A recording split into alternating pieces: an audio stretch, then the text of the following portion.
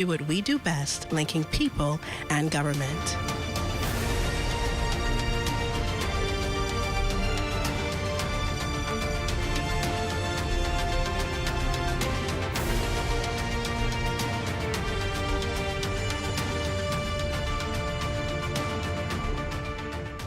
We seem to remember our athletes when they make us proud at the finish line. Throw a Junkanoo parade when they return home, toss them a few dollars, and then forget about them until the next Members time. Of the prestigious Fourth Estate should never sell themselves to any politician. Instead, keep their hands and noses clean in order to publish or broadcast the unadulterated truth.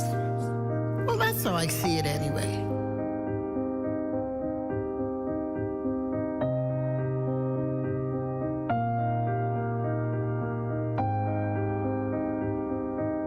Read as I see it, exclusively at ZNSBahamas.com. New articles premiere on Mondays at 9 a.m. At Harold One, I'm Ted Jervis, and this is ZNS.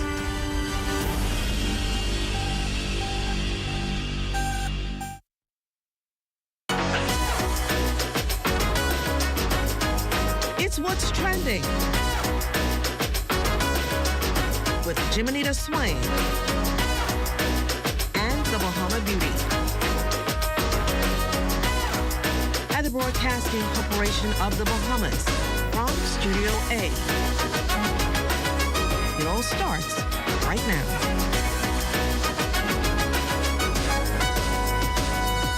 It's Wednesday, July 2nd, and you're watching What's Trending, where we bring you the latest trends and hottest news on the people, places, and things you want to know about. I'm Jiminita Swain with all things lifestyle, entertainment, and everything in between. Coming up on today's show, we're speaking with the highly influential Bahamian musician, composer, songwriter, producer, and cultural advocate whose career spans several decades. We're talking Bahamian music and its future.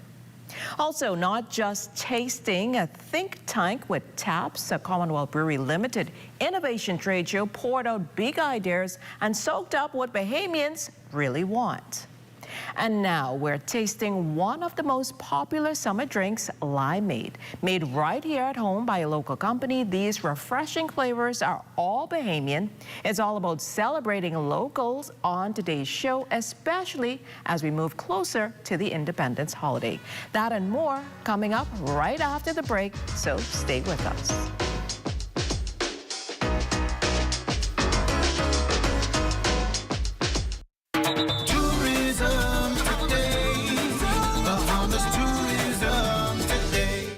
Conducting an extensive promotion campaign for the Bahamas across the length and breadth of Canada, Deputy Prime Minister and Minister of Tourism, Investments and Aviation, the Honourable I. Chester Cooper, spoke to the increasing number of air connections with our neighbour up north. We took the opportunity to meet with all of our air partners, WestJet, Sunwing Vacations that service Grand Bahama, and of course Air Canada. All of these airlines are looking to see how they may ramp up service to the Bahamas. We want to ensure that as we service Nassau now and with a great number of flights, that we are able to do so as well in Grand Bahama, Exuma, Eleuthera, and on the other islands. At the moment, we have Air Canada going to St. Salvador and Nassau.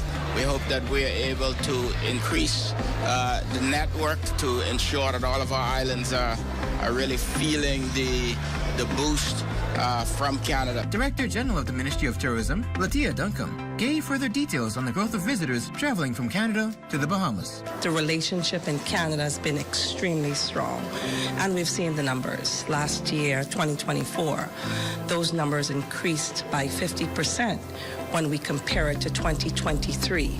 The airlift from Canada is certainly phenomenal, and we're going to see in the fall 26 non-stop flights from Toronto into Nassau, Paradise Island. And so when those numbers continue to soar, you'd realize that this is some of the preliminary work that's being done all the time with our offices abroad. For more tourism updates, visit Tourism Today or Bahamas.com. I'm Michael Miller, and this is Tourism Today.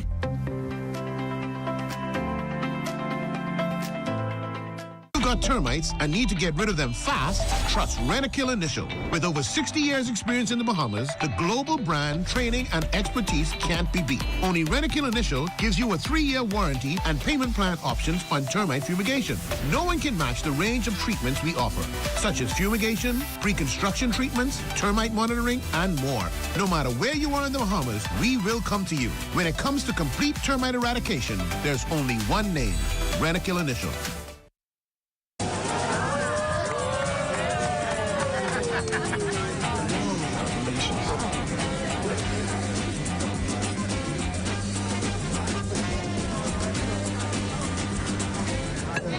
Diet-friendly special.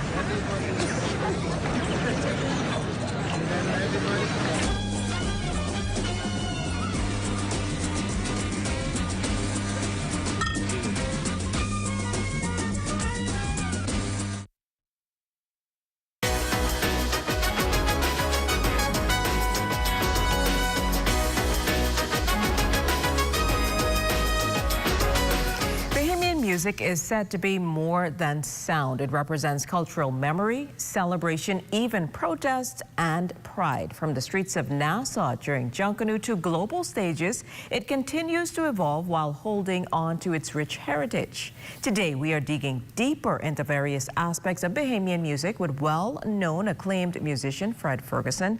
Welcome to the show, Mr. Ferguson. Thank you so much. It's good to be here. It's great to have you here with us. So you've been in the business for decades. So what first inspired your interest to pursue music, and how did your journey begin? I'm from Acklands. I always start my interviews with that. And so I was born in a family that loves music.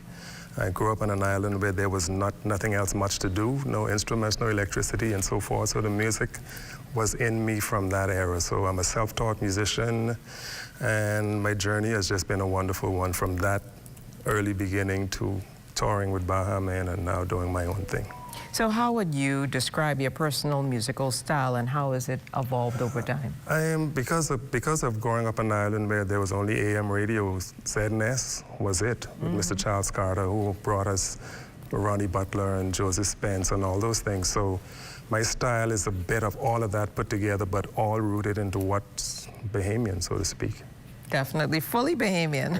Yes. So you have a history as a guitarist. Yes. And a musical director, having worked, like you said, with Bahama and High Voltage. Tell us more about that period in your career, how that expanded. Well, being the eldest child of parents who were both teachers on the island, so you had to get a job. You know, you couldn't be a musician. That was not a job. So I got jobs after leaving high school. I was a telephone technician at Batelco then. I went to work at Barclays Bank, and then I left Barclays in the middle of working there. I never resigned, so I might still be on their payroll for all that I know. Great, huh? That would be really good. But I did music all through that entire journey, and so that whole thing happened by Isaiah Tailor getting me to join High Voltage. Now, I played with a lot of other bands prior to that through high school and so forth, but that became popular as High Voltage. That transitioned into Baja Man. I left Baja Man. I kept my dog in while they let their dogs out. And I moved on, and then I formed my own unit that was called Tingham Dem, and you know, the journey continues that way. Wow. And so you were also active as a producer and songwriter for numerous Bahamian artists, helping to score several #1 hits and winning a local songwriting competition. How fulfilling was that aspect of your career? It's sometimes it's very surreal because, you know, I just do this because I like to do this. I just happen to be fortunate enough to do it well, and well enough to get the eyes and ears of people like Ronnie Butler and gospel artists and so forth. And so by the fact that they saw that what I was doing was up to the standard they wanted, they would have hired me to do their stuff. So production for me came through the High Voltage experience, working with local engineers like Kendall Stubbs and others, learning that side of the craft, and then doing it on my own, just developing it. Well, you've definitely done so much in the field, but let's get into Bahamian music. What makes Bahamian music unique from other Caribbean sounds? Well, we're going to row first, but the fact that you call it Bahamian music makes me upset. You don't hear them say Jamaican music or... You shouldn't have to identify. We need to have a name. Our music. We have a name, and one of the things that I've been fighting for in recent years is that we call it Goombay overall. as the overarching sound, and then the substrates can be junkanoo, rake and scrape, and or folk songs. So when you sit in a conversation like this, you'll say, well, so why is our Goombay music? You know, when you say Bahamian music, that kind of like put a little fire in me. So I just want to clear that for the audience. See, our audience, so along with myself, we learned something new today. So we can say Goombay. Goombay, we wanted to be that. You know, it's not written that yet, but it's a terminology that we all can identify with. That is Goombay punch, true. the happy face, and 52 years in, we should have at least identified our music. That's correct. So what's the biggest misconception then about Goombay music, both home and abroad? Yes, that it is not different. The same way we speak a separate dialect on a 16th note phrase in music where the accent points, it determines the foundation of that music. Soca has a rhythm that is identifiable. There's no question you don't call a soca song a reggae song because the beat is identifiable. Or rake and scrape is, I call it the Jukiana, which is a word I think I already copywritten. And then there's the and one, which is the junkanoo. We skull to rake and scrape and we two-step the junkanoo. So the cadence determines what that music is, and the way we react to it also makes it very different. So do you feel then that younger Bahamian artists are carrying the torch of cultural preservation? Why or why not? Ish. Yeah, not really. I mean, the challenge is foundationally they don't know the history. But because it's popular to play certain songs, they get the jobs and the big stages, and the people are reacting to that. But if you think about it, you go to Crab Fest this year, it's the same song you heard 15 years ago. Yes. So 52 years into being an independent country, it's kind of questionable why we're not breaking into the international market. And so we need to see what's going on the foundation of that. So then what's your view on the music shaping national pride, especially around milestones like independence? It's very important. I mean, music, when you think about it, from biblical days, King David was a musician. So I've learned in church back in Acklands. But, you know, the storytelling was always done through music. Yes. You know, they used the drums in the Indian heritage to tell stories and send messages. So music is an important part of our existence. So we need to speak our dialect, our musical dialect, tell our stories through the way we sound and the way we dance, as opposed to having our leaders dancing on our national parades with soca music. We should be forcing ourselves, making ourselves do our music, and it'll become more identifiable and more acceptable to the next generation. That's good stuff. So what can the government or private sector do better to support the music industry in the Bahamas? I think our government firstly needs to establish a proper Ministry of Culture, separate and apart. And from I've been born, has always been attached to somebody else. Education and culture, youth sports and culture, as if culture is, and you talk to some young persons and they'll say, oh, culture is junkanoo. But culture is a broader definition. It is everything that you do in your specific geographical location. The way you dance, the way you cook. Our peas and rice is different than Jamaicans' rice and peas. It definitely is. So the culture is that. So the government, first of all, should accept that and not say orange economy of one side of your mouth, but then the leaders dance to soca music when they go on their parades. So first of all, we need someone who understands that separation, put people in place who understand that, and then teach it into the schools, name it Goombay, which will make me very happy, recognize Joseph Spence for what he has done, and all those things put together will make it better for the entertainment environment. Thank you so much, Mr. Ferguson, for sharing your views and your plans with us here on What's Trending today. And we, of course, wish you the greatest success. Thank you very much. My pleasure. Well, What's Trending comes right back. Stay with us.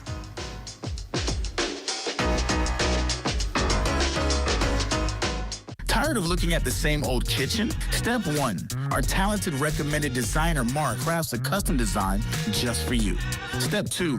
Once your design is ready, CBS Bahamas makes ordering effortless. Your dream kitchen is within reach. Step 3. Our recommended installers bring your vision to life, ensuring every detail is perfectly in place.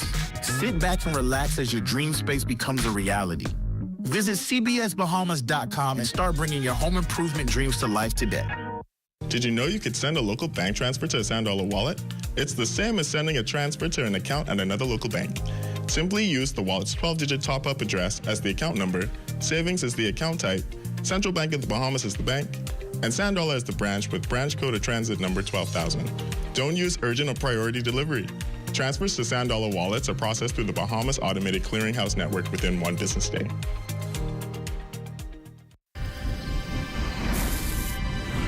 In 2010, a grant helped Bahamas striping group of companies get started.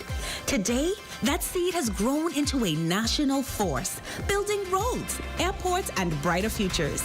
Now, we're leading the way through public-private partnerships, what we call 3Ps, where government vision meets private sector innovation. 3Ps empowers local subcontractors, giving them the chance to bid. And with every contract, we're putting money directly into communities, creating jobs, supporting families, and fueling growth. From roads in Eleuthera to community centers in the inner city, we're not just laying asphalt, we're laying foundations for financial opportunity. At Bahamas Striping Group of Companies, we believe in building more than infrastructure. We're building up Bahamians who build the Bahamas. 3Ps, public-private partnerships for people, progress, and prosperity.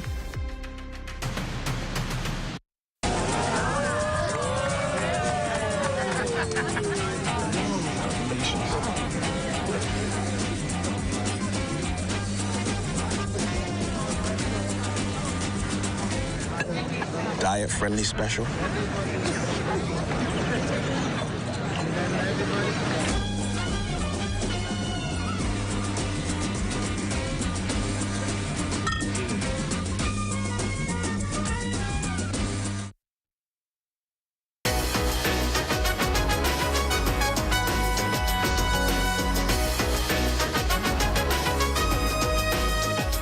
Refreshing. That's just one word to describe the locally made drinks produced by Tailor Made Limeade. The company is carving out its space in the beverage market, offering something cool, flavorful, and guaranteed to quench your thirst. Joining us on What's Trending to talk about the brand's journey and its growing success is Dante Taylor from Tailor Made Limeade. Welcome to What's Trending, Dante. Good afternoon. Thank you for having us. And it's so great to have you here with us. So let's start from the beginning. How did Tailor Made come to life?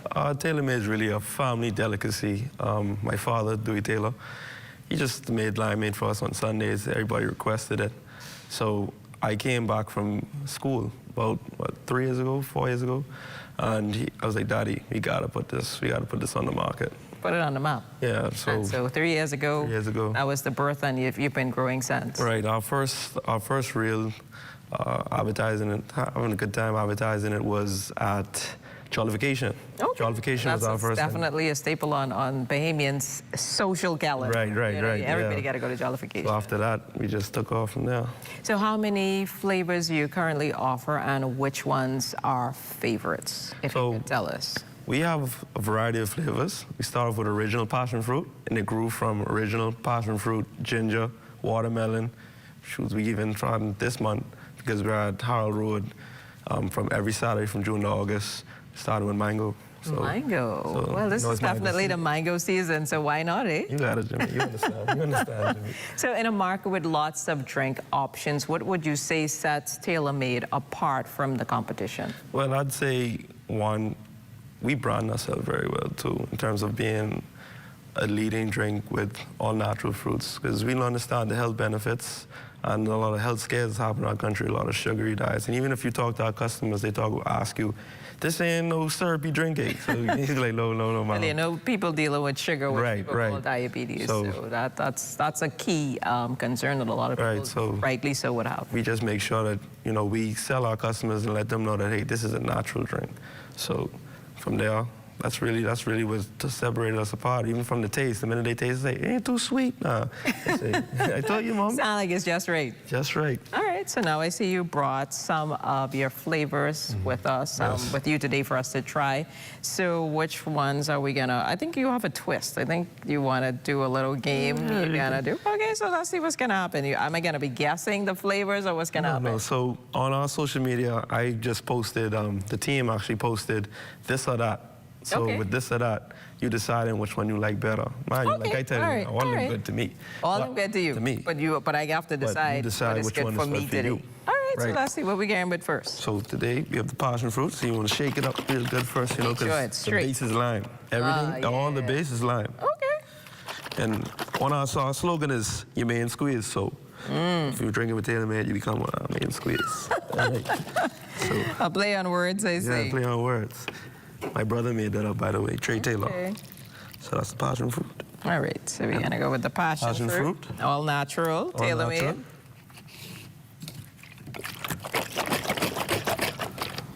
And it is not sweet, but it's nice. I do taste the passion fruit in it, so this is good so far. So I'm going to try all of them and then tell you which one. We can try these two first and then... All right, okay. I'm just making sure. Yeah, Let's get a game going. Make sure you cleanse your palate, you know? Yes. And that is...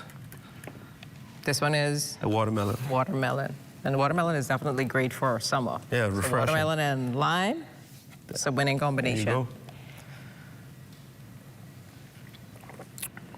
Now, I ain't gonna lie. This one a little bit sweeter, so I can go with the passion fruit. Okay. Like this or that. All right, cool. The passion fruit one. All right, cool. All right. Good. All right, so those two out of the way. They out of the way. Yeah. Now we got two more. So we brought today, because I didn't want to be boring and bring just the original.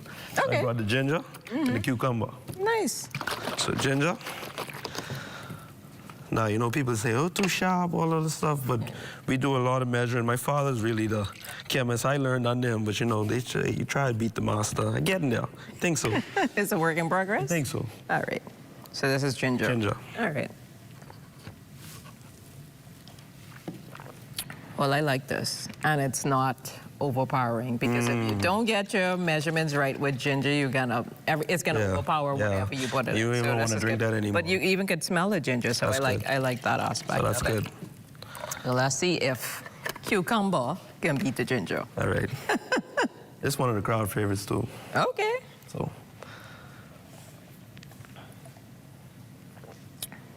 That is a hard one. Because I like cucumber. I like cucumber. This is good, and you could smell the cucumber as well, and it's not overly sweet, and I think that's the selling point, the key point. Because you know, if it's too sweet, then it's a no. You don't want it. But in the this or that, I have to go with the ginger. Okay, that's fine. Ginger slightly edged out my taste and feeling. Classic. That's classic. Yeah. So you can't beat that. So where can persons find you if they want to try these flavors? I think you mentioned that you have a pop-up that's going to come up. You want to reiterate that? For the summer, we'll be at Howell Road, you know, Old Power location. We'll be there from June to August every Saturday from 12 to 6. But this Saturday, we have a pop-up. We'll be at Propel Track. Okay. So we have a family member of ours, Mr. Sean Blyden. He's in need of heart surgery. Okay. So we'll be there, and all proceeds go towards Mr. Sean Blyden. Okay. So please. That's definitely a worthy cause. So we hope our viewers, if you tuned in, that you go and head down to Propel Track. What are the hours again? From 7 to 1. 7 a.m. to 1. 7 to 1. So try some of the Tailor-Made Limeade. Dante, thank you so much. I'm sorry, Jimmy, but you could also order with our QR code. You know, we're in a digital age. Yeah, so you're staying up to date using technology. Yeah, so if you scan that, straight to our Instagram. You could choose either our Instagram page or our link. Just put in your order right there. Come straight to the phone. Awesome. Well, that's definitely efficient. Again, thank you so much for joining us on What's Trending today. And I wish you the greatest success on your event on Saturday and throughout the months of July. Thank you. Well, thank you. You've tasted it all. Think again. Commonwealth Brewery is stirring up something new, and it's about to change the way we sip, savor, and celebrate. From bold new brews to cutting-edge concepts, Commonwealth Brewery's third annual Innovation Trade Show wasn't just about showing off, it was about listening in. Director of Marketing and Partnership, Andre Wolf, says the event is a powerful catalyst for innovation and a key way for CBL to tap directly into what Bahamian consumers really want. Welcome to our annual CBL Trade Show 2025. It is indeed our largest one yet. And we're excited to bring together the best of our brands, a lot of innovation, and of course our dearest customers. So it's an annual tradition that we have, right? And we use this event to just get together, get feedback from our customers, have a moment together, right? Use the time to educate them about new trends in the market, but also hear from them of what inspires them from their consumers. Senior Portfolio Manager Denzel DeVoe says the goal is clear: Tap into the country's growing cocktail culture and keep CBL at the heart of what's fresh, fun, and trending. Bahamas has merged into the cocktail culture. So it's all about cocktail mixes. It's all about mixability. We are allowing our customers and consumers to identify the fact that, hey, we have mixable brands. We have global partners. And so we also align with the trends that they're seeing in their various markets, and we also adapt that in our local market. And so by having those conversations with our partners, we're able to adjust and move in that direction to say that if we see it in a global atmosphere, we can also do it in our local economy. And we make sure that we benefit, because it's all about how can you maximize the sales? By selling more drinks, by selling more product. Brand representative Valgina Gibson says the goal was more than just showcasing products. It was about creating moments attendees would remember long after the event wrapped. I would want attendees to remember that Commonwealth Brewery offers a wide range of products, from beers to wine to mixers to RTDs, and Commonwealth Brewery is across the whole Bahamas. It takes more than just a great idea to pull off an event like this. Bolt breaks down how they made it happen. It all comes down to having a fantastic team. I'm very fortunate and lucky to have amazing individuals, amazing professionals around me. They made all of this possible to bring brands to life, all the way from South Africa and the wines to whiskeys from Japan, cognac from France, wines from Napa Valley. So overall, fantastic portfolio, and all centered, of course, around our local Bahamian-produced products just as well. We also caught up with some of Commonwealth Brewery's top clients like Carlos Batista from Atlantis, Bahamas, to find out what had them most excited at the Innovation Trade Show. I was excited to see some of the new offerings from Santa Margarita, and, you know, very familiar with Don Julio and some of their offerings, but just in general, just to kind of see what different offerings that they might have here tonight. And over at Reliable Liquors, Sharon Young shared what she really enjoyed about the event and why it stood out. I've sampled a few, and the Benini Rose, I think it was, or Rush or Blush, I think it was. That was really, really nice. It has a nice bubbly, spritzy type of vibe, but it also has that berry taste as well. So I thought that would be really good for like the ladies. Before we wrapped up, we caught up with Gibson to find out exactly where our viewers can get their hands on the exciting products they spotted and heard about at the trade show. After the trade show, you can find the product at any 700 store. We have 700 stores all across the Bahamas. From Bimini to San Salvador, you can find a 700 store.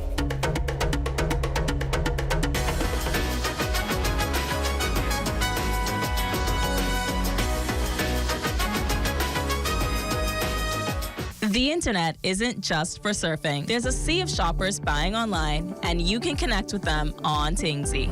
Tangy is the SBDC's online storefront built for Bahamians. Take your business to the next level by selling to customers online, both at home and around the world.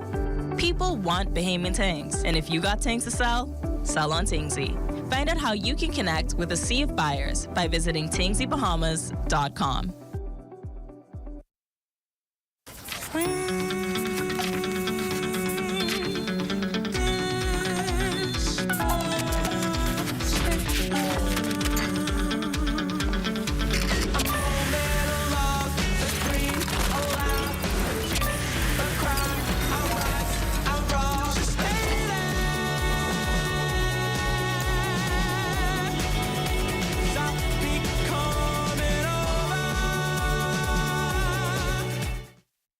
Hey, ladies, where's the Dave? Oh, okay, thanks. Bets. Greg, what's up? Ready, man, how you doing? I'm doing well. You up? He's meditating. You gotta give him at least an hour. All right, well, I can wait. I ain't got nothing to do.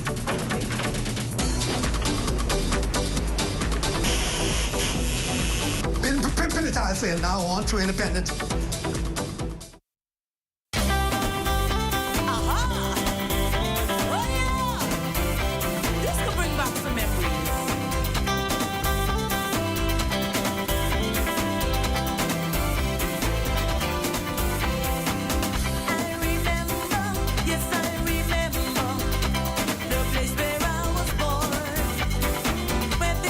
Peaceful, remote and blissful. The people were for small.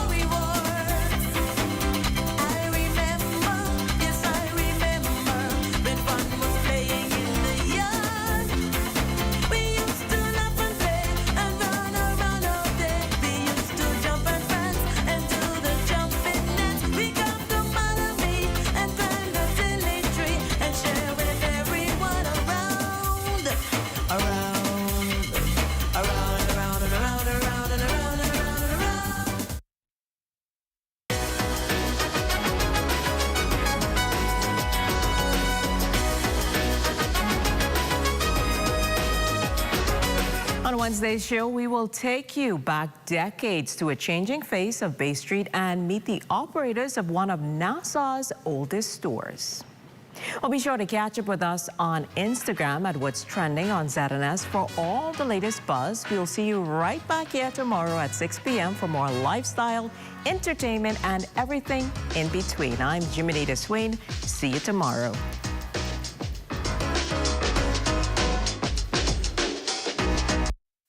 At the Broadcasting Corporation of the Bahamas, I'm Clint Watson, and this is ZNS.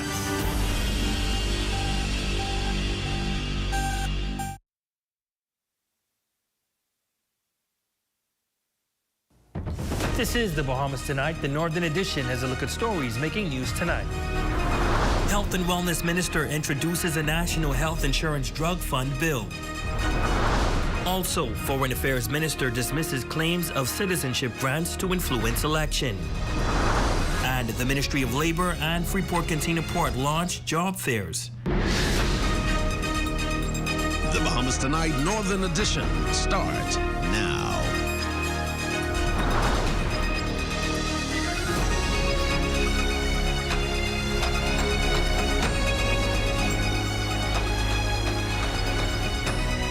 Good evening and welcome to the Bahamas Tonight, the Northern Edition. I'm Ramiko Knowles. Thanks so much for tuning in. Topping news and what he says is a transformative movement in the journey toward universal health care coverage through national health insurance. Minister of Health and Wellness, the Honorable Dr. Michael Darville, says he will soon introduce the National Health Insurance Specified Chronic Diseases Prescription Drug Fund Bill 2025. The legislation will repeal and replace the National Insurance Chronic Diseases Prescription Drug Fund Act, Chapter 358. This new bill will help my ministry with integrating National Prescription Drug Plan into the National Health Insurance Authority, a bold and necessary step to ensure that every Bahamian can access affordable, high-quality medications to treat chronic diseases. Madam Speaker, this crucial piece of legislation marks a significant step in our administration's overall agenda to transform the lives of Bahamians by ensuring their fundamental right to health and longevity is preserved. This comes as he says the Bahamas continues to be plagued by chronic non-communicable diseases like diabetes, high blood pressure, and cardiovascular disease. The minister says 41,000 Bahamians on the National Prescription Drug Plan will migrate over the National Health Insurance Authority that will provide standardized care for more than 160,000 Bahamians. He says the integration means a single access point to life-saving medications to treat chronic non-communicable diseases through the National Drug Formulary. This also means better procurement practices, strategic partnerships, and enhancing the use of digital health tools to track medicine compliance. It will finally align pharmaceutical procurement with bordered government reform policies. The integration of these programs will manage to ensure the smooth transition with minimal disruption to current beneficiaries, providers, and employees. Well, tonight, the chairman of the Progressive Liberal Party is breaking his silence and setting the record straight, firmly denying explosive claims that some 300,000 foreigners are being granted citizenship to sway the outcome of the 2026 general election. Shelley Shepard has the details in this report. The Progressive Liberal Party, PLP, has decided to turn the Bahamas over to the Haitian community. The plot is to grant citizenship and Bahamian passports to secure a second term in public office. That was the voice of Pastor Glenroy Bethel, president of Justice for Families Grand Bahama. Bethel claims that the government has received some 300,000 applications for citizenship of Haitian nationals, all for the Progressive Liberal Party to take victory in the 2026 general elections. While the chairman of the Progressive Liberal Party didn't hold back, stating that these claims are not just false, but nonsensical. There are not 300,000 outstanding applications for citizenship in the Bahamas. That is false. No nationality is being granted citizenships en masse in this country. that is false. Passports have the most secure checks that we have anywhere in the world, that you can find anywhere in the world. So anything which is asserted, which says to the contrary, that too is false. Mitchell also pushed back on the numbers being circulated, stating clearly that the Department of Immigration does not receive anything close to an influx of citizenship applications each month, calling the claims not only inaccurate, but completely irrational and misleading.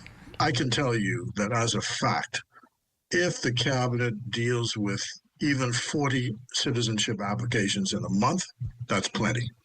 That's plenty. So, and there's no particular nationality which has the government has any designs over. There are laws in the country. The laws are followed. Those laws are strictly followed with regard to immigration. Those laws are strictly followed with regard to passports. And any information which is said to the contrary is false.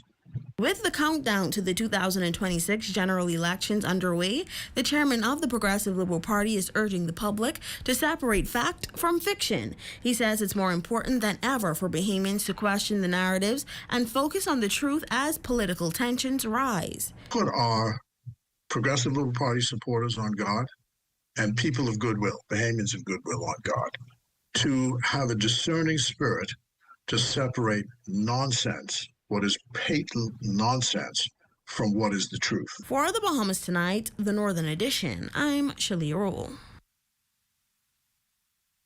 Well, the Ministry of Labor and Public Service and the Freeport Cantina Port are teaming up to present job opportunities for scores of Grand Bahamians.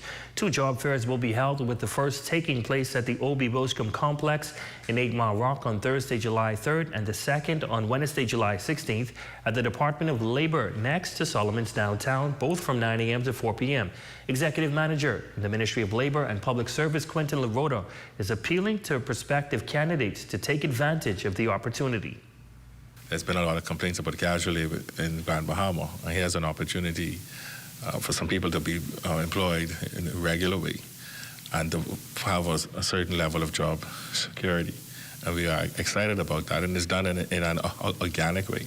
Of course, the government intends to address it legislatively, but here is, due to economic circumstances, an organic need and desire for full-time employees, and that is the best way to be done.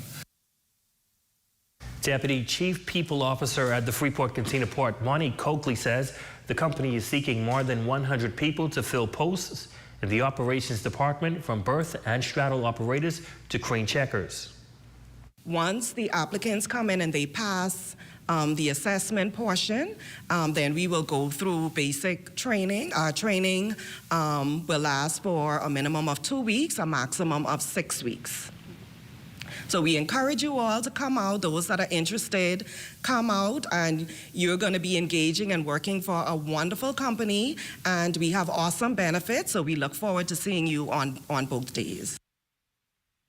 Well, the country will celebrate its 52nd independence in a little over a week. But yesterday, Bahamian pride was front and center as Grand Bahamians celebrated National Flag Day here at the Harold de Gregory Building.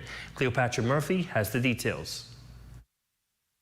It seemed like just yesterday, but it was the proudest moment in my lifetime.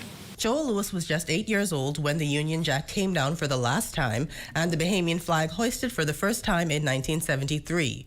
As a familiar aquamarine, gold, and black flag was hoisted outside the Harold de Gregory Building to celebrate National Flag Day Tuesday, the permanent secretary in the Ministry for Grand Bahama says that same pride must be reignited in the youth of today. That pride was showcased, though, in the national colors on full display in the decor outside the Harold de Gregory Building and adorning the bodies of attendees. Parliamentary Secretary in the Ministry for Grand Bahama and Member of Parliament for West Grand Bahama and Bimini, Kingsley Smith, says the flag symbolizes Bahamians' collective strength and enduring commitment to each other. 52 years ago, our forefathers stood with courage and conviction to declare that the Bahamas would chart its own course as a sovereign nation. With dignity and purpose, Bahamians throughout this beautiful archipelago embrace the values of unity, freedom, and self-determination. He was addressing the National Flag Day ceremony, where the Bahamas Dance Theater and Deep South Island Boys provided entertainment, stressing that those values are at the core of who Bahamians are. As we celebrate our 52nd anniversary of independence under the theme, Together We Rise, let us remember that those core values and that decisive moment in history are a living testament to the ideals that bind us as one people united in love and service. Ferez role with the Ministry for Grand Bahama says the ceremony is about more than raising the flag. It is a symbol of our shared identity, our resilience as a people, and our ongoing commitment to building a stronger, more unified nation. Together, we stand shoulder to shoulder, regardless of political color, religious background, or social standing, because what binds us is far greater than what divides us. As the country celebrates 52 years of independence, Smith says Grand Bahamians should see the flag as a symbol of sovereignty and shared purpose, celebrating the strength, spirit, and resiliency of a people who continue to rise. For the Bahamas Tonight, the Northern Edition, I'm Cleopatra Murphy. And still to come. Strength in the midst of adversity. Hear how a woman known to many is overcoming an unfortunate mishap. Find out how you can help. That story, sports, and more when we return.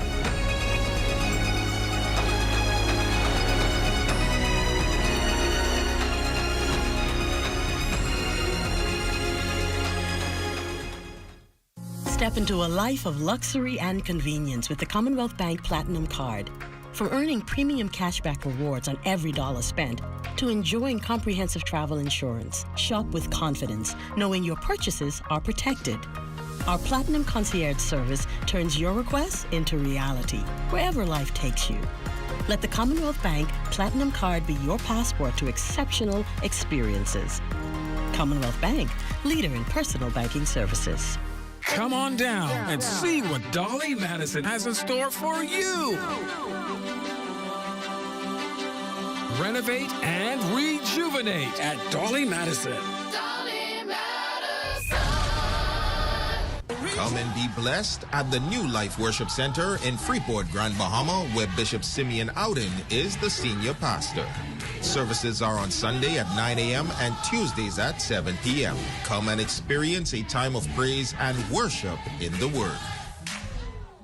It's a pre-independence Sunday brunch at No Holds Barred, July 6th, hosted by Tej and music by DJ Hot Skull Swagger and DJ Rambo. Enjoy baked chicken with crab and rice, plus games, prizes, and a round trip to Bimini. Just $30 entry. Walk, run, or cycle at the Ministry for Grand Bahama's Welcoming Home 5K Road Race and Health Fair on Saturday, July 5th, beginning at 6 a.m. at the Harold de Gregory Complex. Bring the family for a morning of fitness, fun, and culture. Get free health screenings after the race and purchase a healthy breakfast from participating vendors. Registration is free. Go to ministryforgb.com to register today. Let's come together to worship in preparation for our nation's 52nd anniversary of independence at the Ecumenical Service of Praise and Thanksgiving at First Baptist Church, led by the Grand Bahama Christian Council on Sunday, July 6th at 3 p.m. The public is welcome. Calling all contractors, your exclusive priority access to Grand Bahama Tiles pre-independence sale begins Monday, July 7th for 1 day only. With personalized service, come in and enjoy all the discounts at your leisure before the crowd arrives. See you Monday, July 7th for your exclusive pre-independence sale access. Here at Freeport Decorators, we have hundreds of products for you to choose from. Whether you're in the market for trophies, plaques, rubber stamps, corporate signs, any kind of interior signage, stamps, or seals, we're your one-stop shop. We feature glass, acrylic, crystal awards for every occasion. We build all the trophies here on site. Looking for a gift item? We feature pens, key rings, mugs, tumblers, barbecue tools, even bamboo cutting boards. Have something already? Bring it on down. Let us see if we can print that special something on it for you.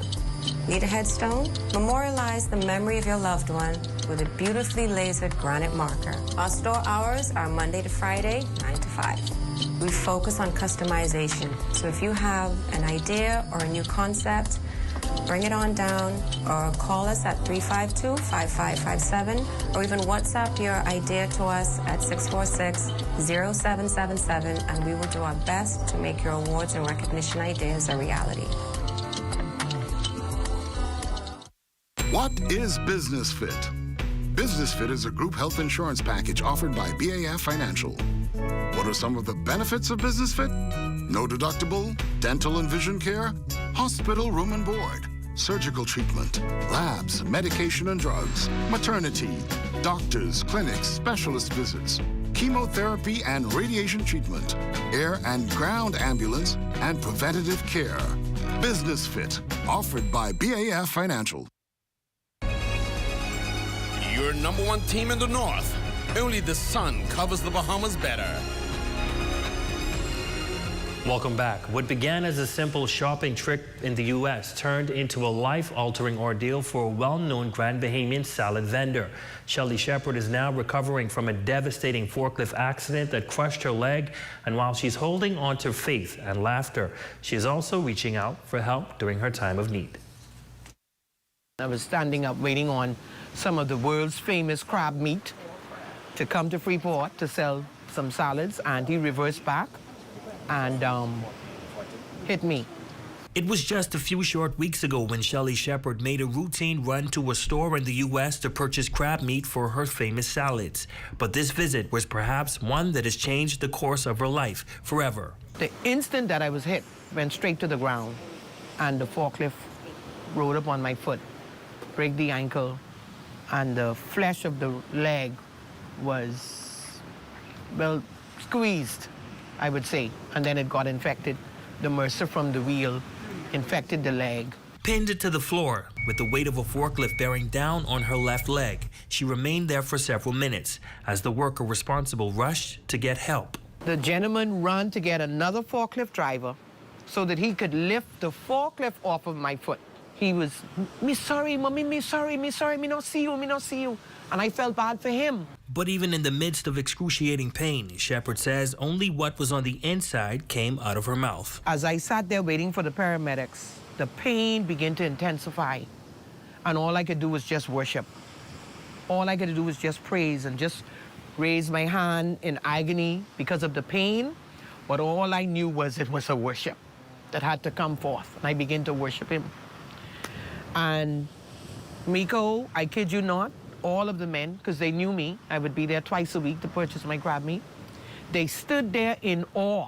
The next 2.5 months of her life were filled with doctor visits and a series of surgeries to preserve her leg and prevent infection from spreading to the bone.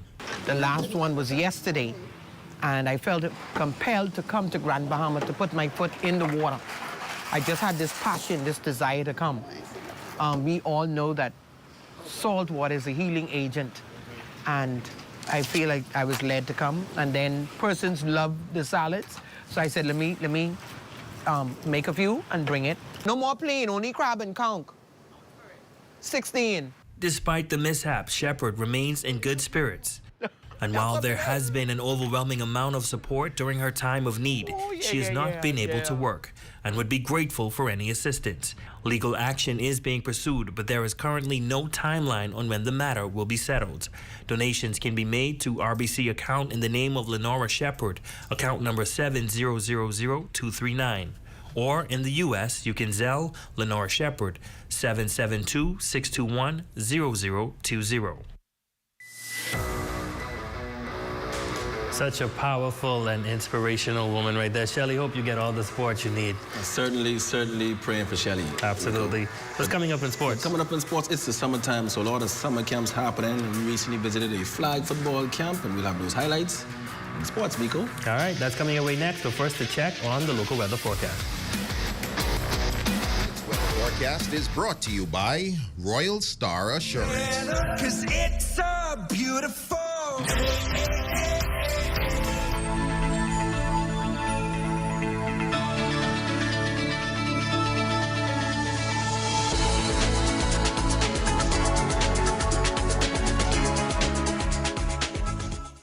Journey to a serene oasis.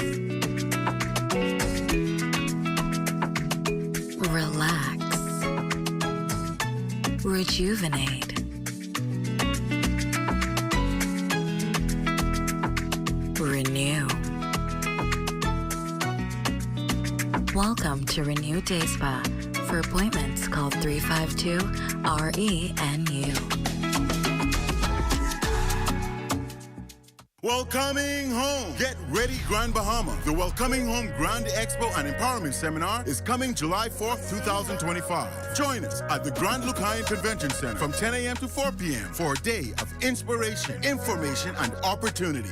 Hear key updates from the government and connect with top investors, entrepreneurs, and business leaders. Whether you're returning home or looking to grow your vision, this is your moment. The future of Grand Bahama is now. Be a part of it. That's Friday, July 4th at the Grand Lucayan. Don't miss it. Calling all contractors. Your exclusive priority access to Grand Bahama Tiles pre-independent sale begins Monday, July 7th for one day only. With personalized service, come in and enjoy all the discounts at your leisure before the crowd arrives. See you Monday, July 7th for your exclusive pre-independent sale access. From July 2nd through the 10th, Grand Bahama is the place to be. Don't miss the Welcoming Home Grand Cultural Festival in downtown Freeport, Saturday, July 5th, beginning at 7 p.m. Bahamian food, arts and crafts, kids corner, and live performances by Recon Bahamas, Sherrod Tailor, Nishi LS, Avi, and DMAC. Go to ministryforgb.com for the full welcoming calendar of events. In the heart of the Bahamas, there once lay an unassuming island, scarred, forgotten, left behind by industry. A place that had given so much, but had been abandoned in return.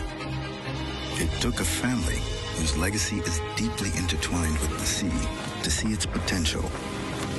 They saw not just an island, but possibilities. To replace abandonment and desolation with life and beauty. The transformation of Ocean Key was a collective effort, bringing together skilled workers, artisans, builders, and conservationists, combining passionate visionaries with Bahamian expertise, ensuring that Ocean Key was not just a paradise, but a source of opportunity. Just 50 miles off the coast of Florida lies a destination unlike any other. Welcome to Resorts World Bimini in the Bahamas, where vibrant culture means endless adventure. Relax on pristine beaches, savor Caribbean flavors, and sun-filled hotel stays. Whether it's a tranquil escape, night at the casino, or a weekend full of thrills, Bimini feels like a world away, but closer than you ever imagined. Your journey begins here, Resorts World Bimini.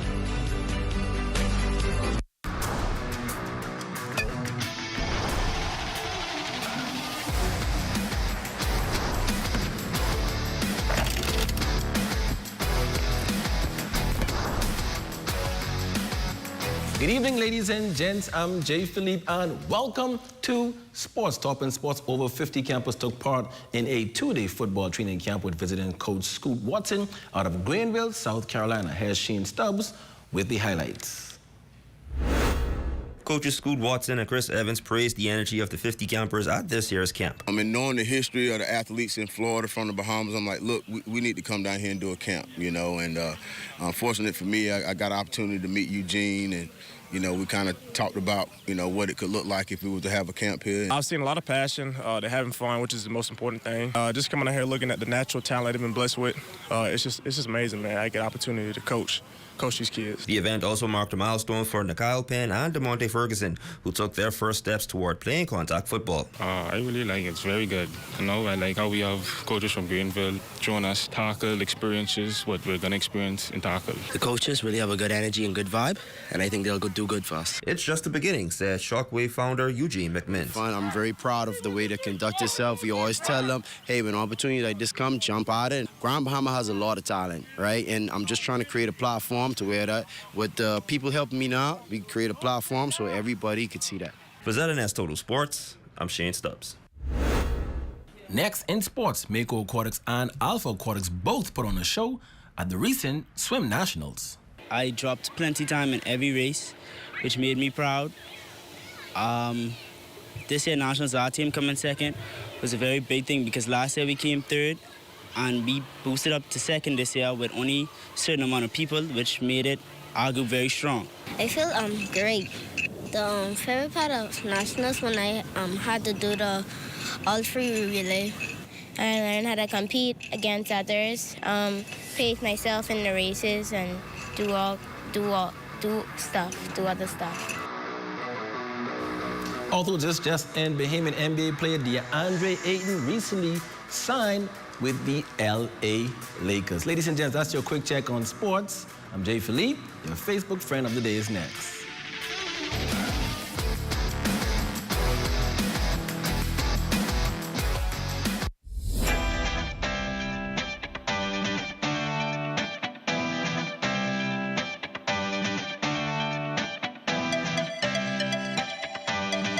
From July 2nd through the 10th, Grand Bahama is the place to be. Don't miss the Welcoming Home Grand Cultural Festival in downtown Freeport, Saturday, July 5th, beginning at 7 p.m. Bahamian food, arts and crafts, kids' corner, and live performances by Recon Bahamas, Sherrod Tailor, Nishi LS, Avi, and DMAC. Go to ministryforgb.com for the full welcoming calendar of events. Calling all contractors. Your exclusive priority access to Grand Bahama Tiles pre-independent sale begins Monday, July 7th for one day only. With personalized service, come in and enjoy all the discounts at your leisure before the crowd arrives. See you Monday, July 7th for your exclusive pre-independent sale access. Welcoming home. Get ready, Grand Bahama. The Welcoming Home Grand Expo and Empowerment Seminar is coming July 4th, 2025. Join us at the Grand Lucayan Convention Center from 10 a.m. to 4 p.m. for a day of inspiration, information, and opportunity. Hear key updates from the government and connect with top investors, entrepreneurs, and business leaders. Whether you're returning home or looking to grow your vision, this is your moment. The future of Grand Bahama is now. Be a part of it. That's Friday, July 4th at the Grand Lucayan. Don't miss it. While others see customers as numbers, we see our customers as people, neighbors, friends who deserve more than one-sided connections. That's why we are redefining what real connection is by prioritizing our customers and showing our appreciation by putting our money where your loyalty is. BTC customers, claim your $200 Bahamas Air gift card when you add postpaid mobile to your internet plan. That's loyalty that flows both ways. From July 2nd through the 10th, Grand Bahama is the place to be. Don't miss the Welcoming Home Grand Cultural Festival in downtown Freeport, Saturday, July 5th, beginning at 7 p.m. Bahamian food, arts and crafts, kids' corner, and live performances by Recon Bahamas, Sherrod Tailor, Nishi LS, Avi, and DMAC. Go to ministryforgb.com for the full welcoming calendar of events. A new era is dawning in Grand Bahama. An opportunity, it's knocking louder than ever. Introducing Tract B, Bahama Reef Yacht and Country Club, Unit 1. A prime corner commercial property, footsteps from the Port Lucayo Marketplace, crystal clear waters and white sandy beaches. This expansive 4.8-acre tract is zoned for commercial and multi-use development. Envision a thriving restaurant, a boutique hotel, or an entertainment hub unique to your vision come to life. You can live, work, play, and learn in paradise when you seize this rare opportunity today. Collaborate with DEFCO and let's shape the future of Grand Bahama Island together.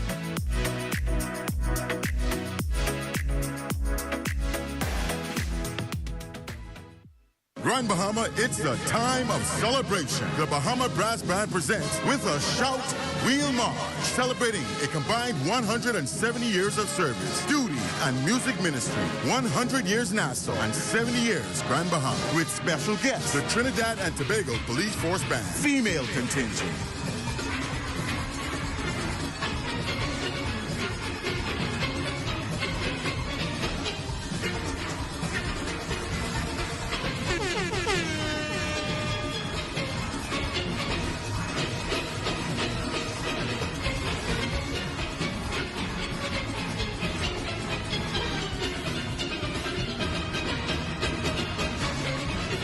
Tickets Tickets are $20 in advance and $25 at the door.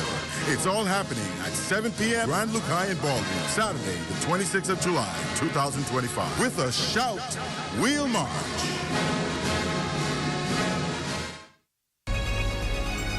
Your #1 team in the North. Only the sun covers the Bahamas better. And that concludes the Bahamas Tonight, the Northern Edition. I'm Ramiko Knowles. And I'm Jay Philippe. Thanks so much for watching. Be sure to stay tuned. The Bahamas Tonight is coming your way next with Wakush Lapinda.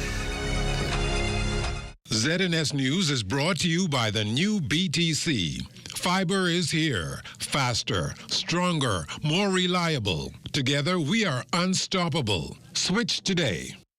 Coming up in the Bahamas tonight, the Constituencies Commission gets down to work preparing for the next general election.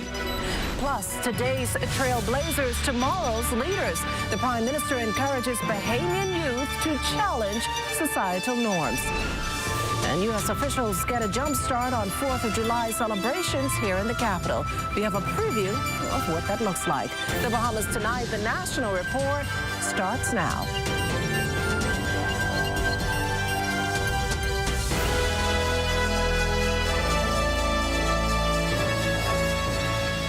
Good evening, everyone, and welcome to the broadcast. Candidates are being named, troops readied, and the message fine-tuned. As the countdown to the next general election begins, the spotlight now on the Constituencies Commission and the possibility that voters could see a shift in boundaries before heading to the polls. His comments limited, but Constituencies Commission member, Deputy Prime Minister the Honourable Chester Cooper disclosed to the media that the 5-member body has already had multiple preliminary meetings and is working swiftly to get the job done of reviewing, establishing and defining electoral boundaries ahead of the next general election. The whole idea is to ensure there is parity of voters in each constituency. And this based on a 2021 report that Killarney had a total of 7,112 registered voters. The second largest constituency, Central Grand Bahama, with 6,809. At the time, the commission suggested that around 5,000 voters are in each constituency. We look at the number of voters in each constituency. Our mission is really to balance the constituencies by number of voters, etc., and to look at any peculiarities that might exist. For example, geography, in cases where there are large constituencies by geography, but maybe small populations, we consider those kinds of issues as well. The commission's meeting comes just days after both the Free National Movement and the Coalition of Independents have both announced several of their candidates. Opposition MP Shannon Dawn Cartwright says it's all part of the process. This is always a part of the process in every general election where assessments are made by political parties.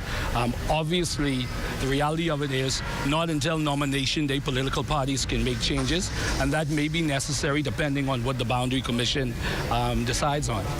Now, as for when the commission hopes to wrap up its work, DPM Cooper says the body is hoping to submit its report to the Prime Minister by August. There's no rush. This isn't a signal for anything. The Prime Minister, in his sole discretion, determines when election is. But we are doing our part in advance, and we are going to fulfill our obligation. Well, also tight-lipped today, the Prime Minister, when asked about the rollout of his party's candidates, the answer reduced to in due course. As for the slate the Free National Movement has so far introduced to the public, after you see that they can field candidates. Well, a busy day for the Prime Minister, who this morning spoke to participants of the 2nd Annual Sustainable Development Goals Conference at the University of the Bahamas. Lloyd Allen gives us more in this next report. The Sustainable Development Goals Conference, launched at the University of the Bahamas on Wednesday, is essentially a how-to guide for young people throughout the country on how to achieve any of the 17 goals issued through the UN program. Prime Minister of the country, the Honorable Philip Davis, also issuing a charge to those young people on how they can make a difference. It is about looking at old challenges with fresh eyes and finding new pathways that preserve the planet, promote prosperity, and guarantee social inclusion for all. This conference is an opportunity for you to acquire the knowledge, tools, and inspiration needed to take claim of this goal. SDG Youth Ambassador Samantha Ramirez Ruvalcaba says while there is a push to address the many goals nationwide, challenges remain. There's 17 goals and they're cross-disciplinary. We have so many different topics in there ranging from no poverty, no hunger, infrastructure, so engineers, literally any industry that you can think of. And they're not just long-term effects that you can do as well. So getting maybe sourcing more sustainable materials instead of using ones that are polluting.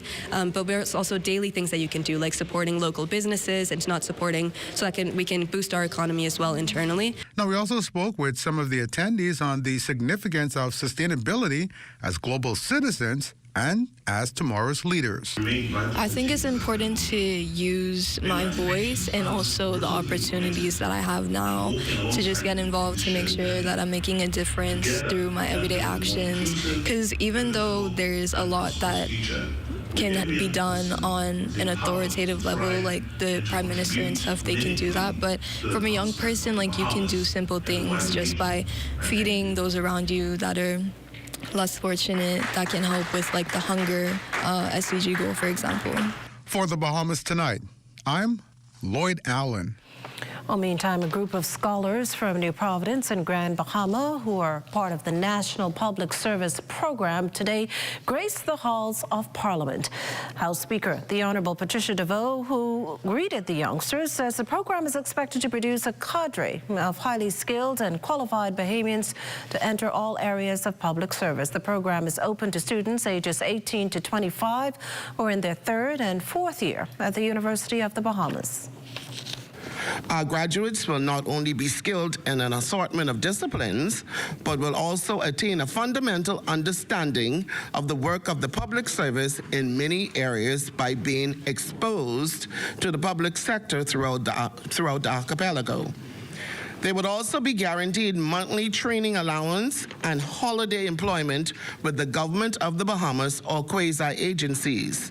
They would also be invited to regular seminars on topical public issues hosted by senior government officials. When students successfully complete the program, they're expected to get jobs in the public sector.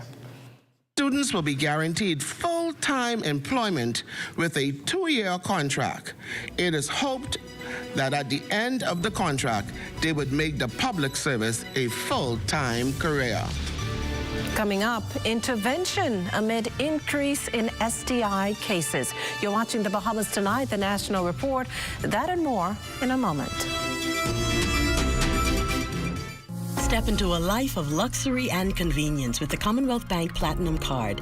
From earning premium cashback rewards on every dollar spent to enjoying comprehensive travel insurance, shop with confidence, knowing your purchases are protected.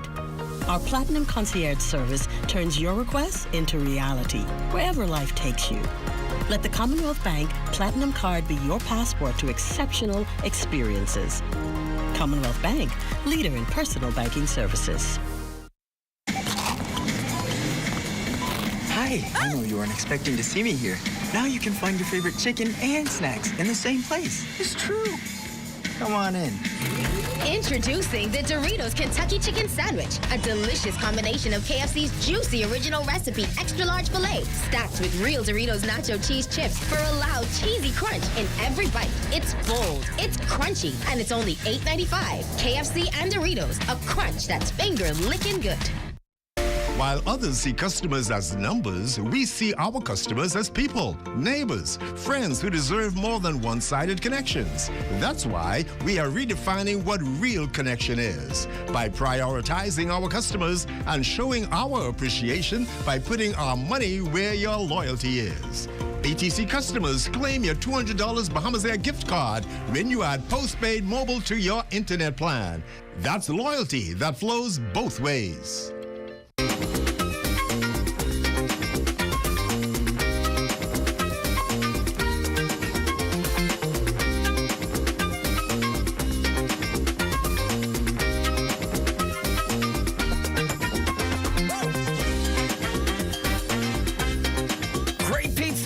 Great deals all day, every day. Available now at Marco's Pizza. Order today. As a professional graphic artist, I work from anywhere in the world. When I travel, I try to keep up with my paperwork and bills as much as possible, utilizing NIB's ESS, or Employee Self-Service Portal, to submit my monthly payments and to upload my contribution statement makes life easier. The portal is pretty easy to use too. I consider it to be user-friendly. It asks all the necessary questions to guide me through uploading my contribution statement, and I like that it calculates my payments. The NIB representative who showed me how to use the portal, she was patient, friendly, and knowledgeable. I used to fill out my contribution statement manually and visit an NIB office every month to make payments. But now the ESS portal allows for the entire process to be completed online in a time-efficient manner. Like, yay, thank you, that's done. You should sign up today at ess@nib-bahamas.com.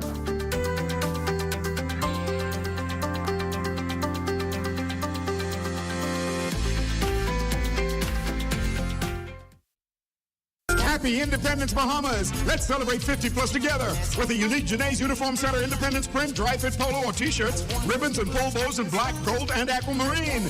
Janae's special family package includes buy 2 adults and 3 children Independence polos or t-shirts and get 15% off. Outfit your staff for a special Independence dress of the week or day with a different design. For more than 30 pieces of Janae's Independence polos or t-shirts, get up to 25% discount. Janae's Uniform Center Chesapeake Road Independence Selections. Choose your favorite and celebrate 50 plus. Restrictions apply. The news is brought to you by Bahamas Striping Group of Companies, where safety is first.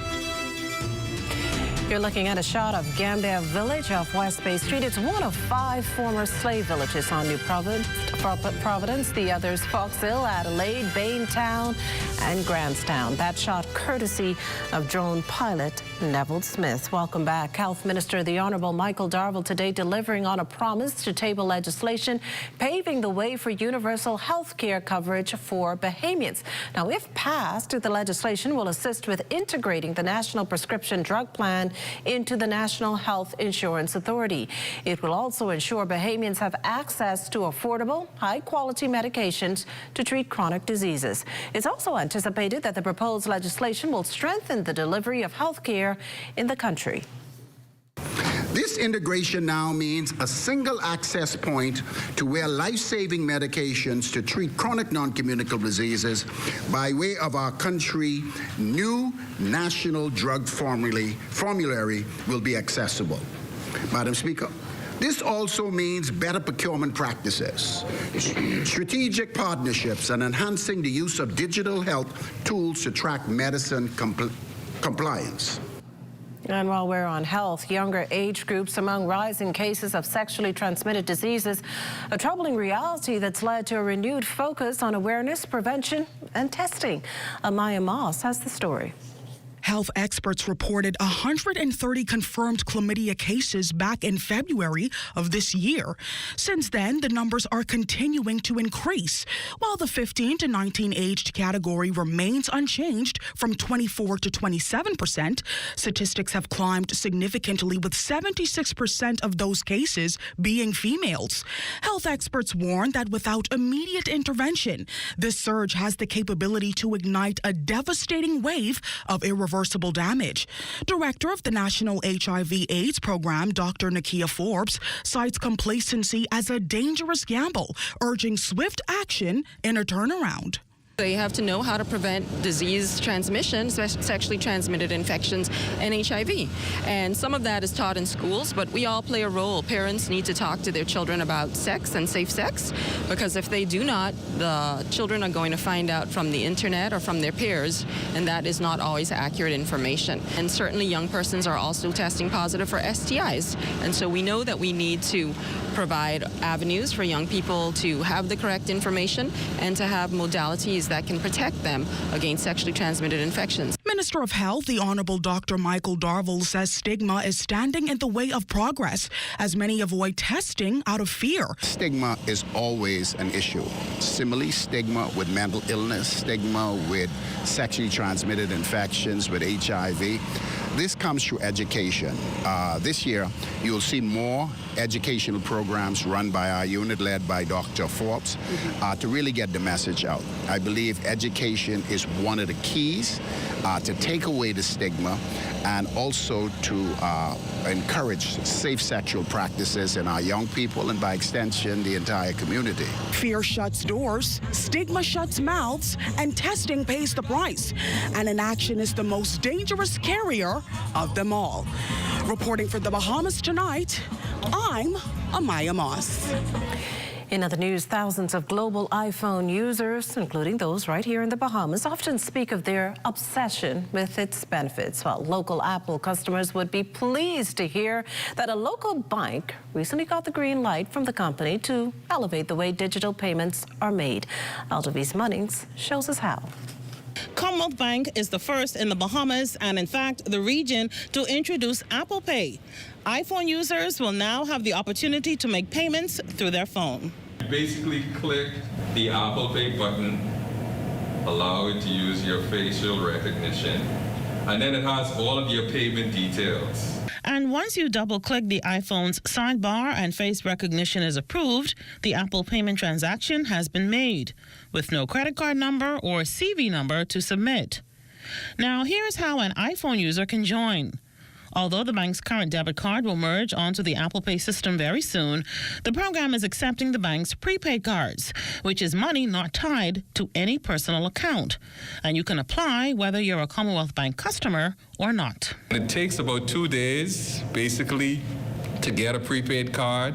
There's no approval process. You really only need to provide us with your identification, your address, telephone details, and you can get a prepaid card. It's very quick.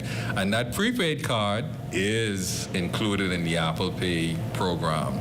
With an estimated 1,200 customers already taking advantage of the Apple Pay platform, Commonwealth Bank's Vice President of Information Technology, Javon McIntosh, assures its new Apple Pay customers that this service is fast, easy, and very secure. We are hiding your card number from merchants and other individuals who may not have your best interests at heart. So if your merchant is compromised, your card, your personal details continue to be secure and private. And that's why we really want to see more customers adopt this platform. The only way that you can use it is when you yourself authenticate with your face. Without that, you cannot use this service. In our next report, we will detail how Commonwealth Bank successfully secured the Apple Pay program and what's next on its technology agenda. For the Bahamas Tonight, I'm Altaviz Munnings. This portion of the news is brought to you by Folk Call Smart Pass, the smart way to pay at the pump.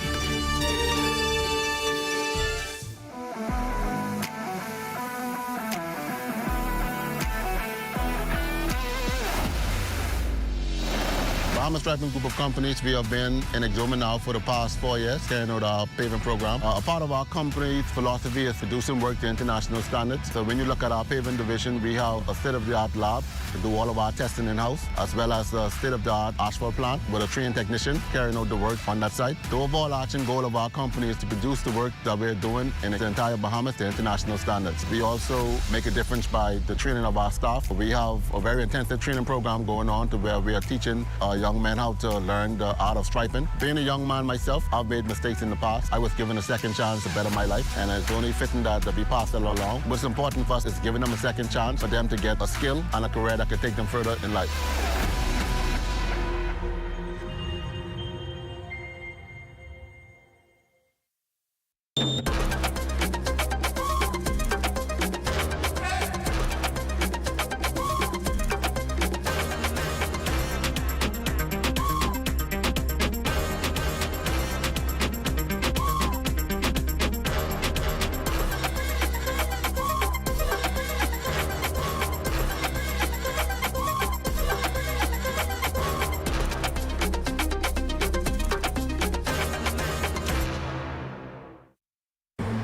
One item?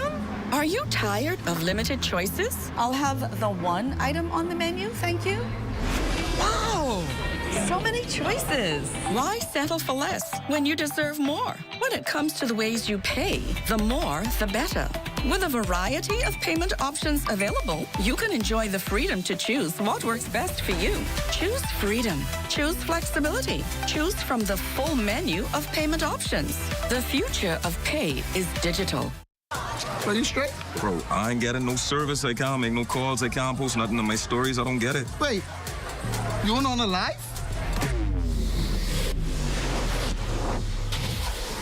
Shad, come, let's fix that. Come. This one needs saving. Pour them over, please. Say less. Sign up today. Enjoy 5 gigs on us with select prepaid plans when you port your number to Alive, or 3 months free Alive Fiber services when you port your landline. Introducing the Focal Smart Pass app that helps you to fuel up faster. Here's how it works. Download the app on the App Store or get it on Google Play and create your profile with payment details.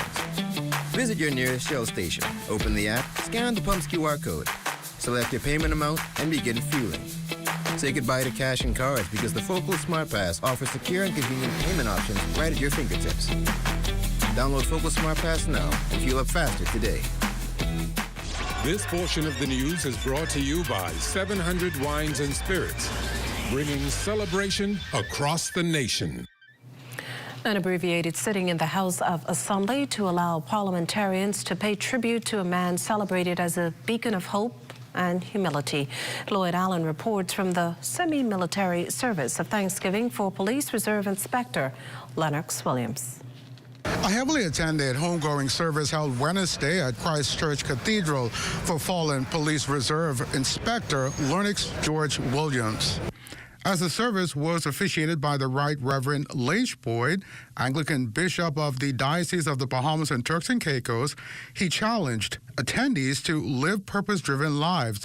Whatever we are experiencing, however dark and deep our valley is, we need not fear, because God is with us. Prime Minister the Honorable Philip Davis, National Security Minister the Honorable Wayne Munro, and Commissioner of Police Shanton Knowles also in attendance. They offered solace to those who knew Williams well. This is a sacred call. Lennox understood this call. He served this country with courage as a peace officer, protector, and a man who believed in something greater than himself. My parliamentary colleagues saw fit to agree with me to suspend an important debate so that we could be here to pay tribute to him.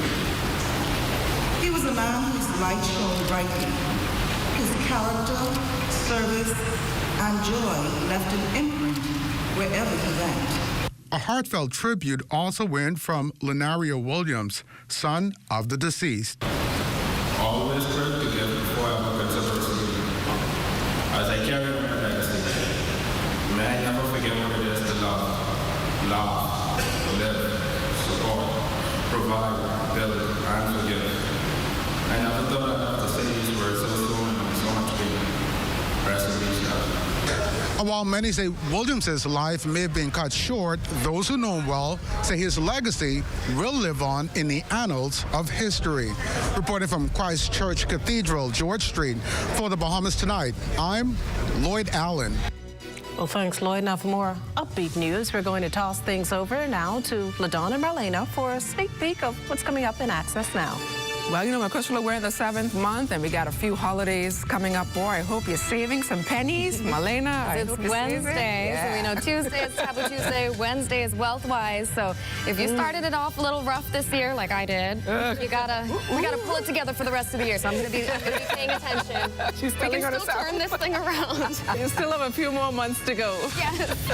Well, stay with us. The National Report is back after the break.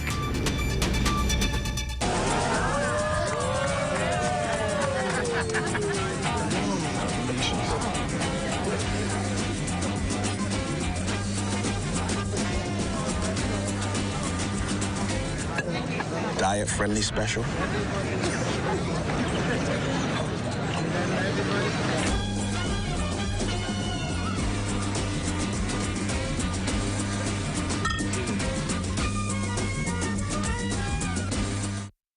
After I was in a plane crash in June 1983, I lost my left arm. I had some good friends came along, fishing guides. They said, man, we can teach you to fly fish.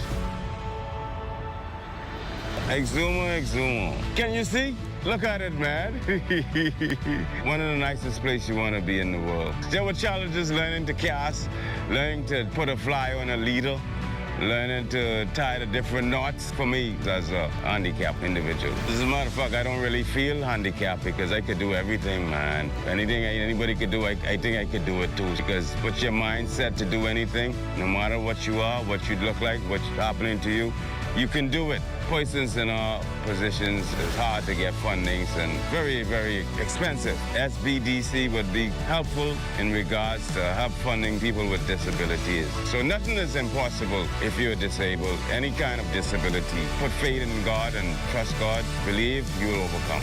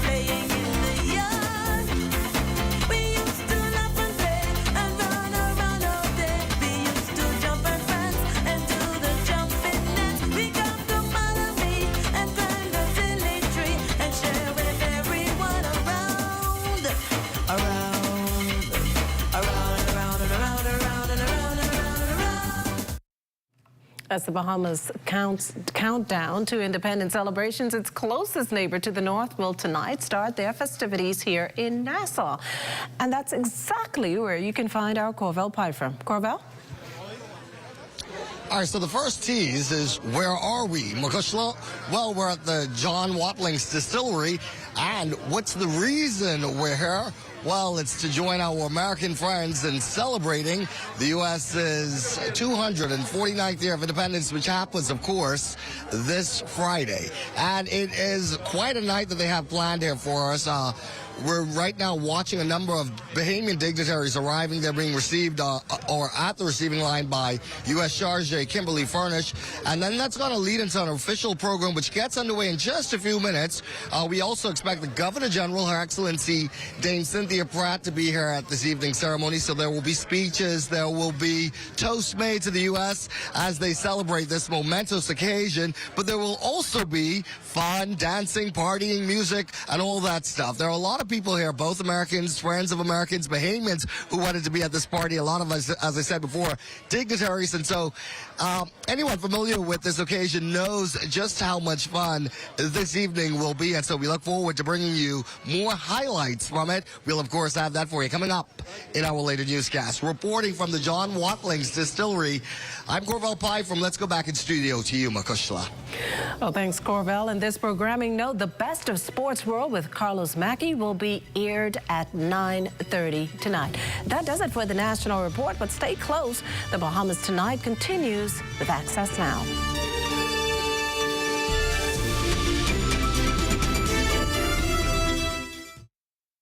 Hi, I'm Melissa, and I'm a survey enumerator with the Bahamas National Statistical Institute, or BNSI.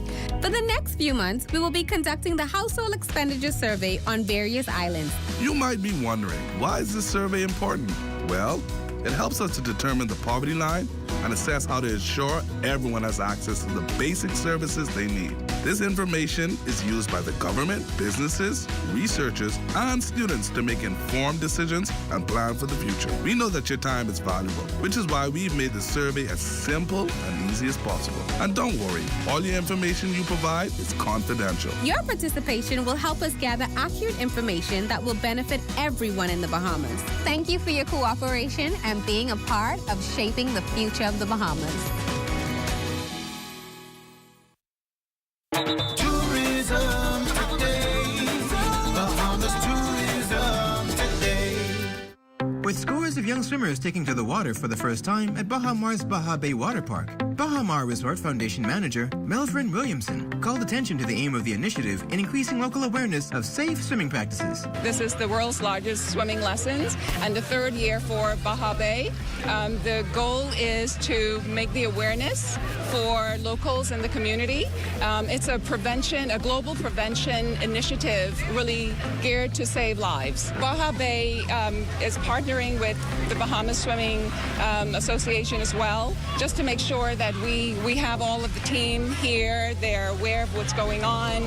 Even the community, the local community that signs up and come to the event, they know that we're ready for them. We're keeping them safe. They have all the rules, and it just allows us to move forward. And also the Bahama and the Bahama Resort Foundation want to continue that message that swimming lessons save lives, especially now that school is closing for the children.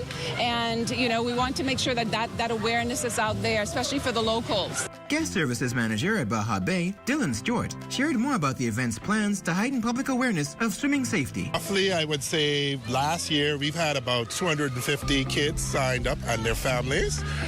This year we hope to surpass that number by way more, and of course increase our education and awareness to kids on this island. For more tourism updates, visit Tourism Today or Bahamas.com.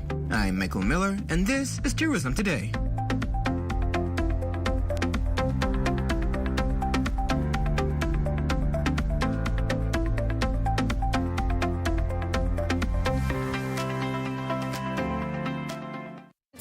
St. Thomas More Catholic Church celebrates its 75th anniversary. Details straight ahead. And speaking of church anniversaries, Pastor Stephen Monroe and his Believers Embassy International celebrate 24 years of ministry. Plus, the Department of Labor attracting a number of applicants at its latest job fair. Stay close for that. And coming up in sports, a former WWE superstar giving back to the local community.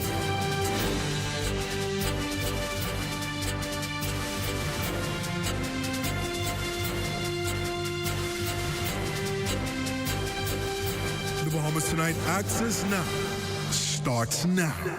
Good evening, everyone. I'm LaDawn Davis. And I'm Marlena Leonard. Welcome to the Bahamas Tonight Access Now. Well, today marks the birthday of a very special person on staff here at the BCB, Marlena. He started here in 2023 and has made a major difference to our social media product. And generally, he is a pleasure to be around at all times. For sure, he's the one and only Mr. Sunshine. Tajaro Hudson celebrates his birthday today. Happy birthday, sir. Happy birthday, Tajaro. Well, let's dive right into the news. St. Thomas More Catholic Church celebrated its 75th anniversary on Sunday with a spirit-filled mass led by Archbishop Patrick Pinder. The sanctuary echoed with hymns, prayers, and reflection as parishioners gave thanks for decades of faith, community, and service. Archbishop Pinder praised the church's lasting impact, calling it a beacon of faith, education, and service. His presence was a powerful reminder of the enduring impact of the church, not only on the Catholic community, but on the spiritual and social fabric of the Bahamas. I know there were those who were founding members of this parish, some of whom are still around, and I'm sure for them it's a feeling of great pride. So it is a very, very important moment for us here at St. Thomas More to celebrate this feast day. As it turns out, this year is 2025, and Thomas More, along with his companion martyr, Bishop John Fisher, they were actually martyred in the year 1525, so this happens to be the 500th anniversary of their martyrdom as well. When asked what he hopes for the next 75 years in the Bahamas, the Archbishop said, I'd like to see our culture flourish, and I think that flourishing has to do with focusing on certain basic values. One of the most important ones is family, people making more of a deeper sense of commitment to family, which certainly means also making sacrifices, both fathers and mothers doing so. I believe if we are able to focus on that particular value, the value of family life, so many of our other aspects of our community will fall in place. As Believers Embassy International celebrates 24 years of Pastor Stephen Monroe's spiritual service and growth, he reflects on a journey defined by vision, obedience, and purpose. What began as what he calls a divine assignment has now evolved into a movement touching lives across the Bahamas through ministry, mentorship, and soon, a state-of-the-art community center. This milestone for me has been just epic. It's been a journey, of course, of highs and lows, but nonetheless, I believe only what you do for Christ is going to last. And so I've learned a whole lot through the journey of how to deal with people, how to handle people. And the truth is that when we apply the biblical principles of the Word of God to our life, it teaches us how to deal with every genre of life and people. Pastor Stephen Monroe has also used his pen as a tool for ministry, authoring several works, including his autobiography, Perfection is Not a Place, It's a Process. His works all designed to inspire and empower readers through faith-based principles. So I believe that these books are going to help guide persons, motivate persons, and even impact their life to a place where they can apply the principles, biblical truths that is going to help their life develop into something that will be even greater. The Department of Labor recently hosted a multi-pronged job fair attracting a number of applicants for vacancies at the Royal Caribbean Beach Club, as well as a certification drive. Heavy equipment operators as well as operations driver or tram drivers. So we're looking to fill roles, 8 roles at this moment for Coco Key. But what we're also looking for is heavy equipment operators for Royal Beach Club, and that's set to open up in December 2025. So, we found several qualified candidates today, people who are looking to definitely move forward with the process, local as well, and we're pretty excited about it. Now, apart from that effort, officials from the Motor Vehicle Training School are also petitioning to some drivers of Class A, B, and C vehicles to ensure mandated government certification is acquired to avoid any interruptions or traffic violations. Thelvin Davis is office manager at the Motor Vehicle Training School and part of the certification initiative. CDL basically deals with safety. We've seen so many accidents on our streets where drivers are not cognizant of the type of vehicle they're driving. A lot of them do not know the scientific side of driving. We've been given a memorandum of understanding from the government. So we're in partnership with the Ministry of Transport and the Road Traffic Department to certify these drivers to ensure that there's more safety on the roads. And still to come, the Moss sisters are here live in studio to talk about sister party rentals. And weather is also up on the other side of the break, so keep it locked. Hi, I'm Melissa, and I'm a survey enumerator with the Bahamas National Statistical Institute, or BNSI. For the next few months, we will be conducting the household expenditure survey on various islands. You might be wondering, why is this survey important? Well, it helps us to determine the poverty line and assess how to ensure everyone has access to the basic services they need. This information is used by the government, businesses, researchers, and students to make informed decisions and plan for the future. We know that your time is valuable, which is why we've made the survey as simple and easy as possible. And don't worry, all your information you provide is confidential. Your participation will help us gather accurate information that will benefit everyone in the Bahamas. Thank you for your cooperation and being a part of shaping the future of the Bahamas. Summer holiday fun starts with a visit to Super Value and Quality Supermarkets. Pastalia pastas assorted 14 ounces, 2 for $1.89. Cardinal evaporated milk, 13 ounces, $1.09. Fresh tomatoes, $1.49 per pound. Whole chicken wings, $1.69 per pound. Bone-in chicken breasts, $2.29 per pound. Join the Super Value Quality Points program today at any Super Value or Quality supermarkets. While others see customers as numbers, we see our customers as people, neighbors, friends who deserve more than one-sided connections. That's why we are redefining what real connection is by prioritizing our customers and showing our appreciation by putting our money where your loyalty is. BTC customers, claim your $200 Bahamas Air gift card when you add postpaid mobile to your internet plan. That's loyalty that flows both ways. Come and visit us at Shop Smart, 'cause everything is here. Yes, we have it all for for you. Toys, clothing, office supplies, appliances, custom cut blinds, bedding, drapes, and rugs. Come and visit us on Mackey Street, 2 blocks down from Wolf Road. Call us at 698-1052. Oh, everything is here.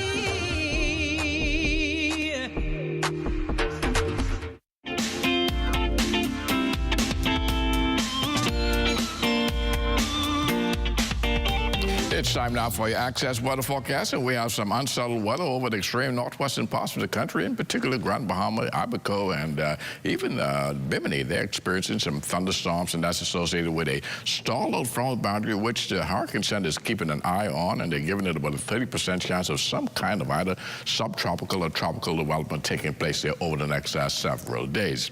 And the forecast track is expected to push that towards the northern east, so again, no problem for us, save for 1 or 2 of those residual showers on the southern flank of that system. And your boating forecast tonight is brought to you by Live Business, where we bulk up your business. For the northwestern central islands tonight, right through Friday, southeast winds 10 to 15 knots, wave heights not bad at all, 2 to 4 feet over the ocean. Tide-wise is going to be low at 8:31 this evening, another low tide at 8:49 tomorrow morning. And for the southeast Bahamas through Friday, east to southeast winds 12 to 18 knots, wave heights 3 to 6 feet. So we're asking small craft in the southeast Bahamas to exercise caution through Friday.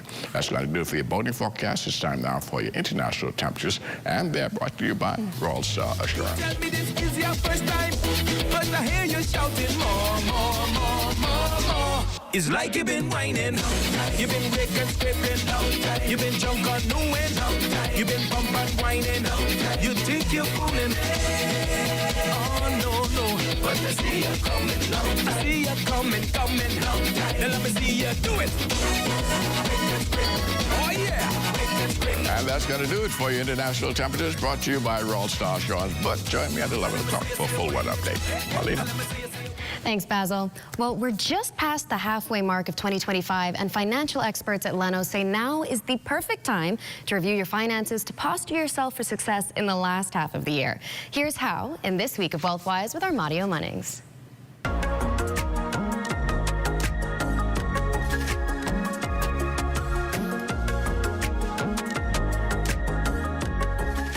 Financial success is an intentional endeavor. As we move into the second half of the year, now is the perfect time to review your finances to ensure that you end the year with the strongest financial positioning possible. Vice President of Business Development and Client Relations at Lennon, Ms. Ferguson, shares how to assess and optimize your goals to achieve this end. What you'd want to do is review any financial goals that were set at the beginning of the year. Have your priorities changed? Whether it's buying a car, a home, or saving for your retirement, you want to make sure that your goals are in line with your most important objective. Secondly, if you did not make any financial goals at the beginning of the year, now is the time to set a few realistic goals that you'll hopefully be able to accomplish before year end. Once your objectives are aligned, be sure to avoid increased expenditure where possible to ensure that your progress is not derailed. If you have expenses that have increased, such as entertainment, subscription, or unplanned trips, you need to adjust accordingly. Consider automating your savings and bill payments so that you become disciplined and avoid late fees. But what if you're in debt? Then I need you to create a very efficient repayment strategy. You can either use the avalanche method, where you pay off your bill, the first bill, based on the highest interest rate, or you can use the snowball effect, which means that you're paying off the lowest balance regardless of the interest rate. And what role do investments play in your financial review and success?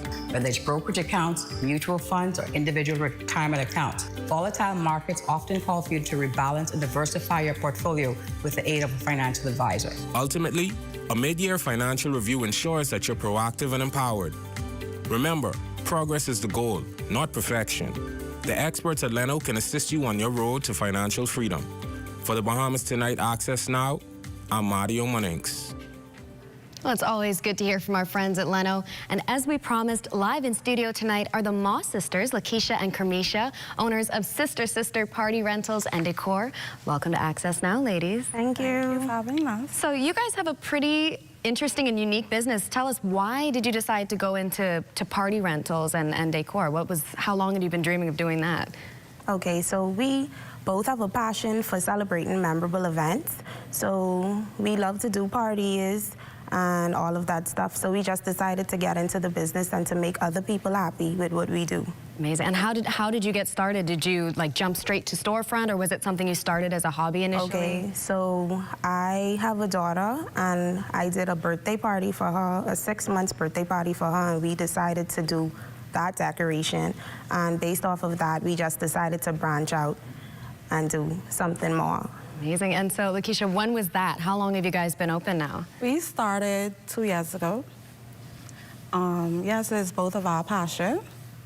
And we try new things. We always try new things. Amazing. And so 2 years in, do you find that it's a very competitive business? Or are there lots of party rental and decor companies around Nassau that you're coming elbow to elbow with? Yes, it is a competitive business, but what makes us unique is our passion, our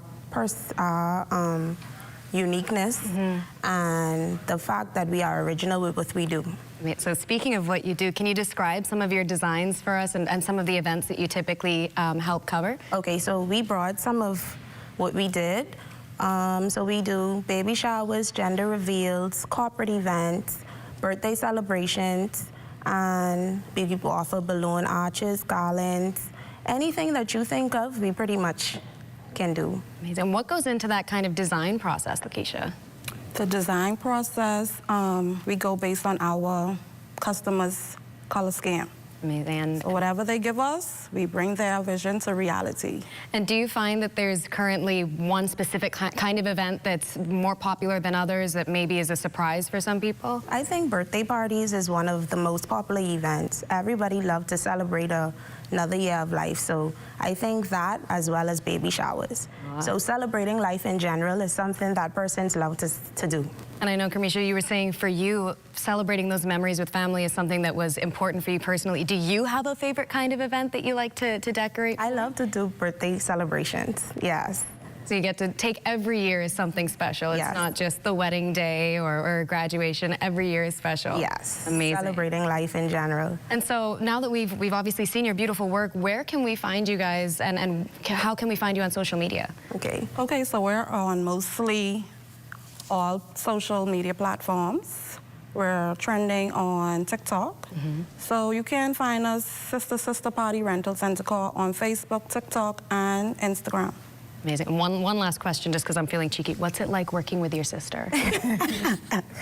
Of course, we do butt heads, but we understand that it's a business, so we make the best out of it. Amazing. And we enjoy working together. And it seems like you guys are making quite the success out of it. So maybe the butting the heads keeps everything exciting. There's never a dull day at work. Yes, ma'am. Amazing. Well, ladies, thank you so much. And thank you for Lakeisha and Kamisha Moss, Sister Party Rentals and Decor. Thank you so much for joining us tonight, and all the best. And honestly, now I know somewhere I can call because I didn't before. So we're all learning new things here. Okay. Well, it's time for us to check in with ZNS Total Sports to see what's on tap.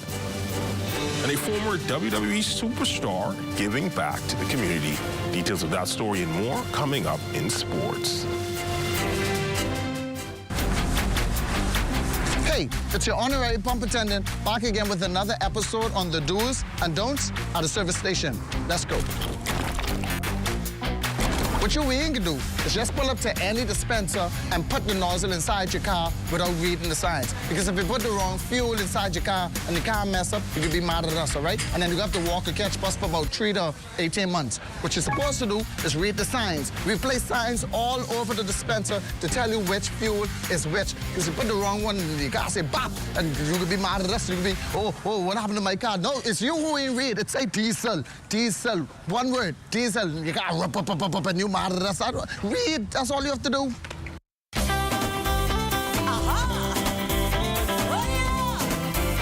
This could bring back some memories.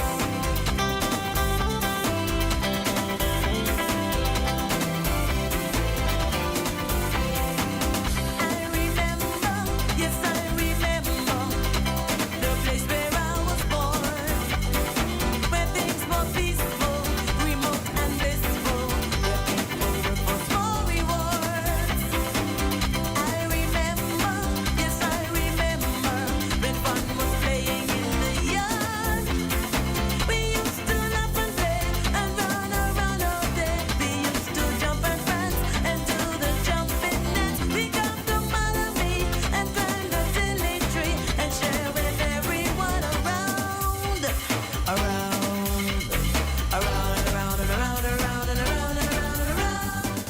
Strong family bonds provide a crucial support system, often filling the gaps that might otherwise lead to reliance on social assistance. If we get the family structure support system right, you won't see adult children willingly putting their parents in senior citizens' homes. You won't see anyone putting children up for adoption. We should be the safety net for when the family begins to have some challenges. Addressing the root causes of dependency is essential, as our goal is to shift the focus from merely providing aid to fostering self-reliance. We must be prepared to move persons from dependency to self-sufficiency to economic empowerment. And I'm asking the public to join us on this journey. This has been the Heartbeat Brief, an inside look at the Ministry of Social Services, Information and Broadcasting.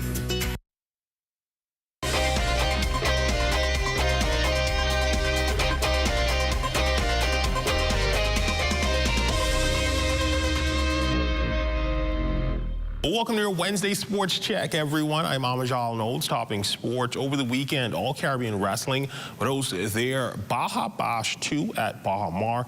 But that was not the only interaction some of its wrestlers and organizers had with the community.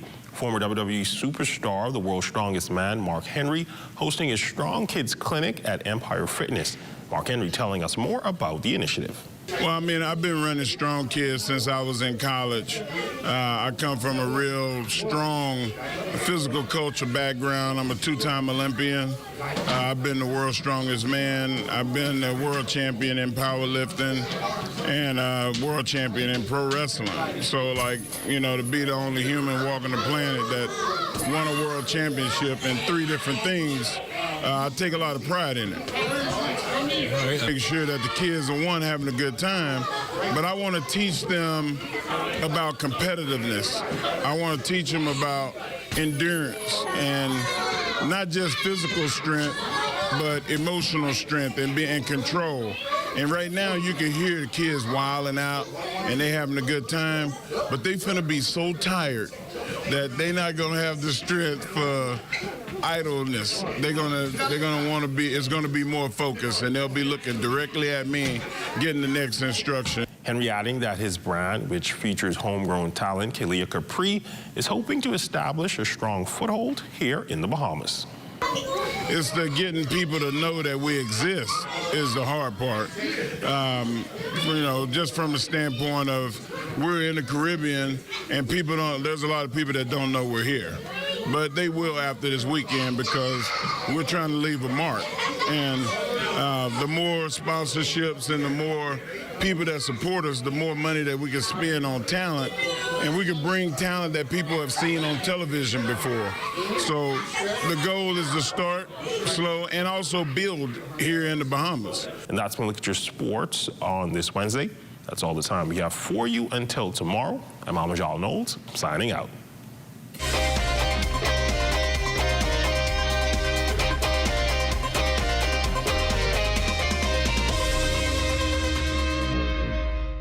Independence celebrations are right around the corner, and so are the savings at Super Value and Quality Supermarkets. Par Excellence long grain rice, 5 pounds, $4.19. Rainbow pigeon peas, 15 ounces, $1.39. Persian limes, 3 for 99 cents. Fresh pork, $2.39 per pound. Everfresh purified water, 1 gallon, $1.39. Join the Super Value Quality Points program today at any Super Value or Quality Supermarkets. Welcome to What's Trending. Join me, Jiminita Swain. And me, The Bahama Beauty, Monday through Thursday at 6 p.m. Only on the ZNS Network.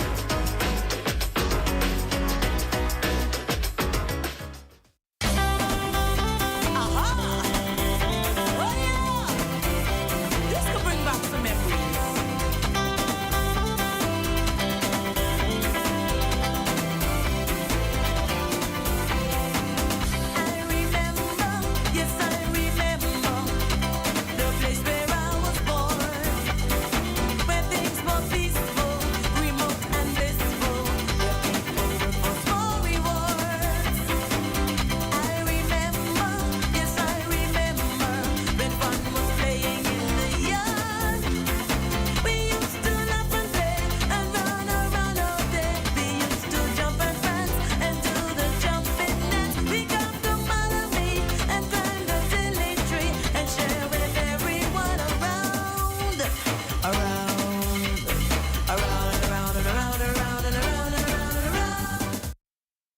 pilot Kyson Miller is flying high tonight, capturing this cruise ship in Nassau Harbor.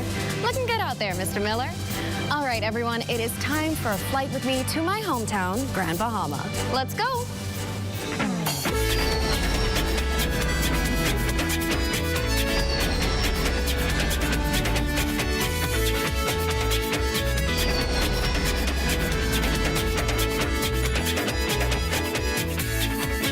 Development Corporation, in collaboration with the Ministry for Grand Bahama, is making significant progress on the development of the Innovator 242 incubator.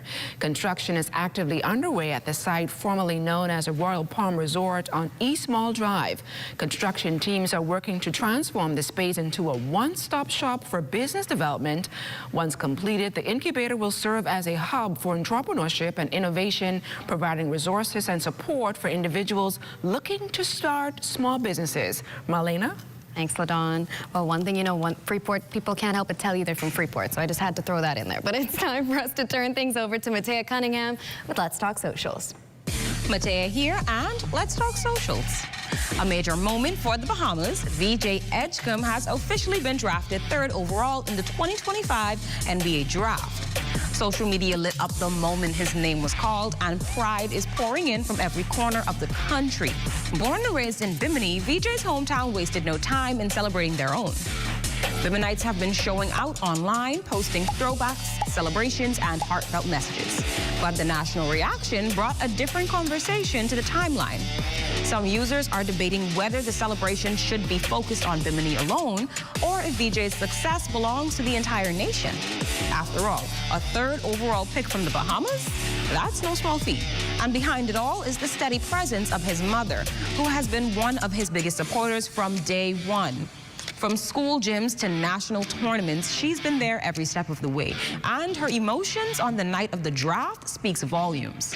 No matter where you stand in the debate, there is no denying this is a historic moment for Bahamian basketball and for Bahamian youth.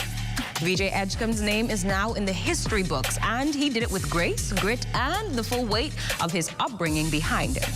Congratulations, VJ. We're all watching, and we're all proud.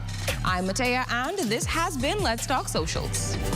We're all proud indeed. But that does it for Access Now for tonight. Tune in tomorrow night when St. George's Church committee members join us live right here in studio. Yes, but for tonight, stay tuned for the rundown with Clint Watson. Good night, everybody.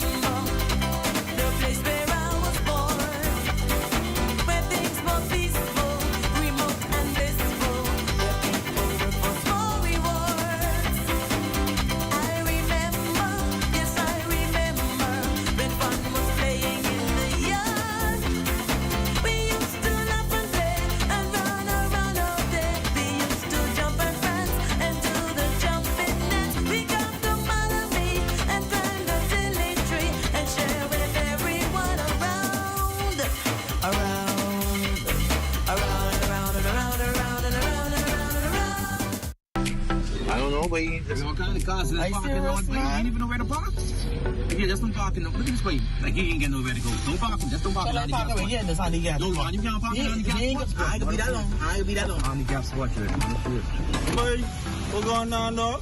I tell you we shouldn't park here now. This way parking, bro. I tell you we shouldn't park here. Don't get one of these things. My bad big broke, and he got a sticker inside to say this mud though. We gotta move. This is a handicap spot. That's what we gotta move. But we gotta move. Don't. We can move right now. Sorry. Be considerate. Don't use disabled parking spaces without a decal in your vehicle. This message is brought to you by the National Commission for Persons with Disabilities.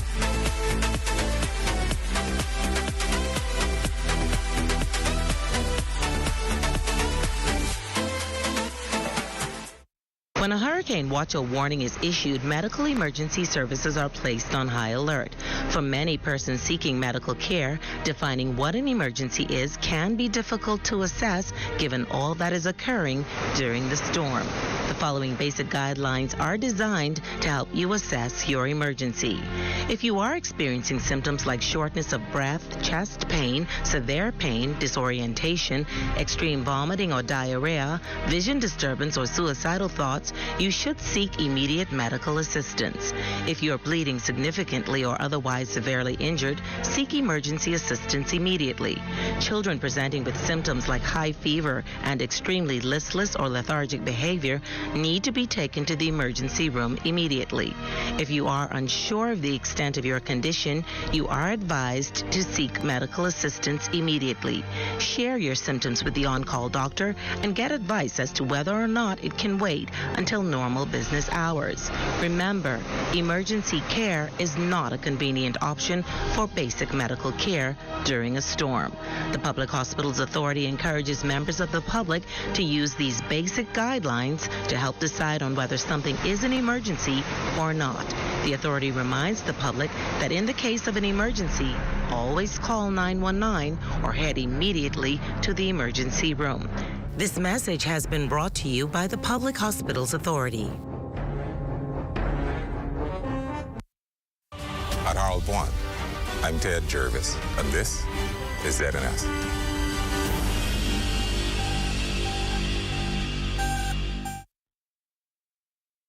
The Rundown is brought to you by Commonwealth Brewery Limited.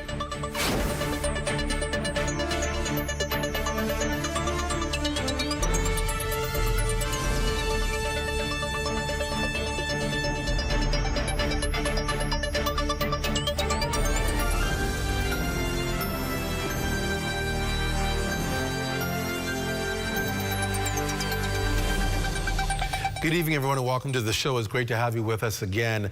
Some important issues we're discussing tonight. Well, last year, July, Parliament passed legislation to allow for the cannabis to be used in the Bahamas. However, it will only be allowed for medicinal and religious purposes. On Monday in Parliament, the Honorable Michael Darville announced that amendments to the Pharmacy Act regarding cannabis use are forthcoming. Here's what he had to say. Further, the amendments to the Pharmacy Act, coupled with the new cannabis seed-to-sale digital platform that will be the engine to manage the cannabis industry and help bring into force the medical cannabis legislation with the implementation of the cannabis e-prescription platform. So if we were to go back and look at the bills that were brought to this honorable chamber for the cannabis industry, you will see that in order for the industry to go, all cannabis prescriptions will be via e-platform and not written. That way, we would have better control to monitor and prevent the misuse in the prescription area. Okay, there you have it, Dr. Darville talking about what they're looking at doing and how they're looking about going about it. So many of you hear the word cannabis and you're like, interesting. Tonight, our guest is Miss Anu Solomon. Don't you remember that name? Because she's a Canadian expert horticulturist with a strong background in modern farming techniques, regenerative agriculture, and sustainable practices. However, tonight we're going to have a discussion in one area of her expertise, cannabis. She currently serves as a lead consultant at Cryocan Enterprises, where she focuses on developing cannabis-infused pharmaceuticals for chronic pain management. That's the key. Over the past several months, we engaged in meaningful discussions with Solomon regarding the draft cannabis legislation proposed for the Bahamas, anticipated to take effect in July this year. Now, her comparative insights into the cannabis regulatory framework have been both practical and enlightening as we explore international best practices. Welcome to the show. It's good to have you with us. Thank you, sir. It's wonderful to be here. I want to jump right in because obviously, I don't want to assume our viewer audience understands this whole thing about cannabis, because it's been an interesting pathway trying to educate Bahamians on what it is happening, what is being proposed. So we talk about cannabis. What does that really mean in essence? You hear the word cannabis. Well, stigmas aside, cannabis is now being touted as a very, very powerful healing medicine.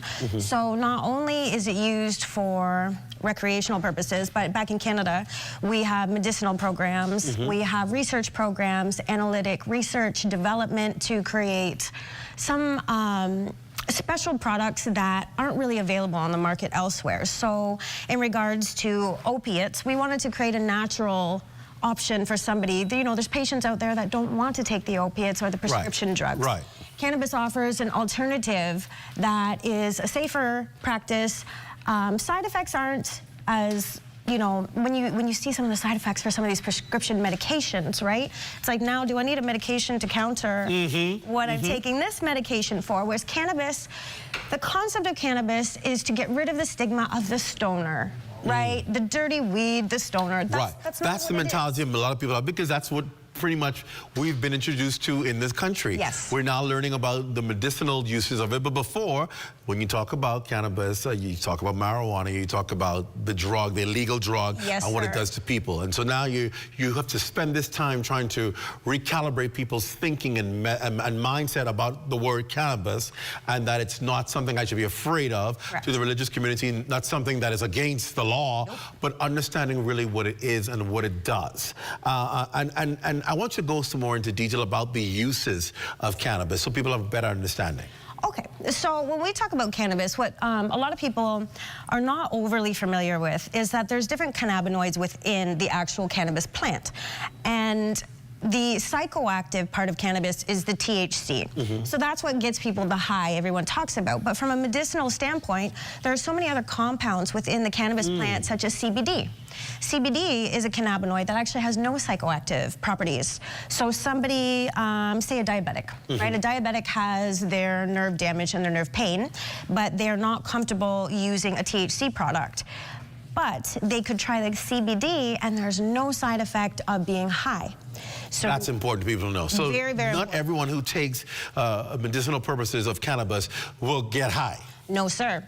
If you are taking, like, that's the point of the education behind it, right? Education, awareness, community seminars, teaching, and that's why bringing the education factor of the medical properties and what this plant can do for you without getting you high is what people need to understand. The opportunities for giving people an alternative, giving people choice. Choice is what is really about living, right? If you don't have a choice, how much are you enjoying life, right? So when you're taking prescription medications, and prescription medication and alternative medicine, natural medicine should always work together. Right. They don't need to be arguing with each other. It's not this or that. This or that, yeah. It should be this and that, right? Everything conventional and holistic should always go together. The science research is there. And then, you know, you take things like that and people don't understand that you can use a cannabis-based product that isn't going to get you high. And so that's where a lot of people are afraid to try, like for sleep, for example. The CBD is wonderful for people with insomnia. CBD is wonderful for people with anxiety and depression. And the nice thing is you don't also have to smoke. Cannabis doesn't have to be just, you know, smoking all the time. There's options, there's edibles, there's gummies, there's foods, there's now beverages. You know, thinking about things like transdermal patches for the future, right? And that's where the research would come in and the trials come in. Right. So the use of cannabis has been so stigmatized for so long as just this plant that gets you high. Right? But myself, you can see I wear braces. I actually have one of the most painful types of nerve damage in the world. And I actually can't take prescription medication for it due to my allergies. So cannabis, CBD, cannabis, that is actually the one thing that helps me get through my day. So you use it? I do. In Canada, not here, not here. Of course. When I'm back home, I do. When I'm back home, I do. But yeah, very much so, because there's days where I can't actually pick up a glass of water. I can't hold a pen and write. Some days I can't walk. Some days I can't speak properly.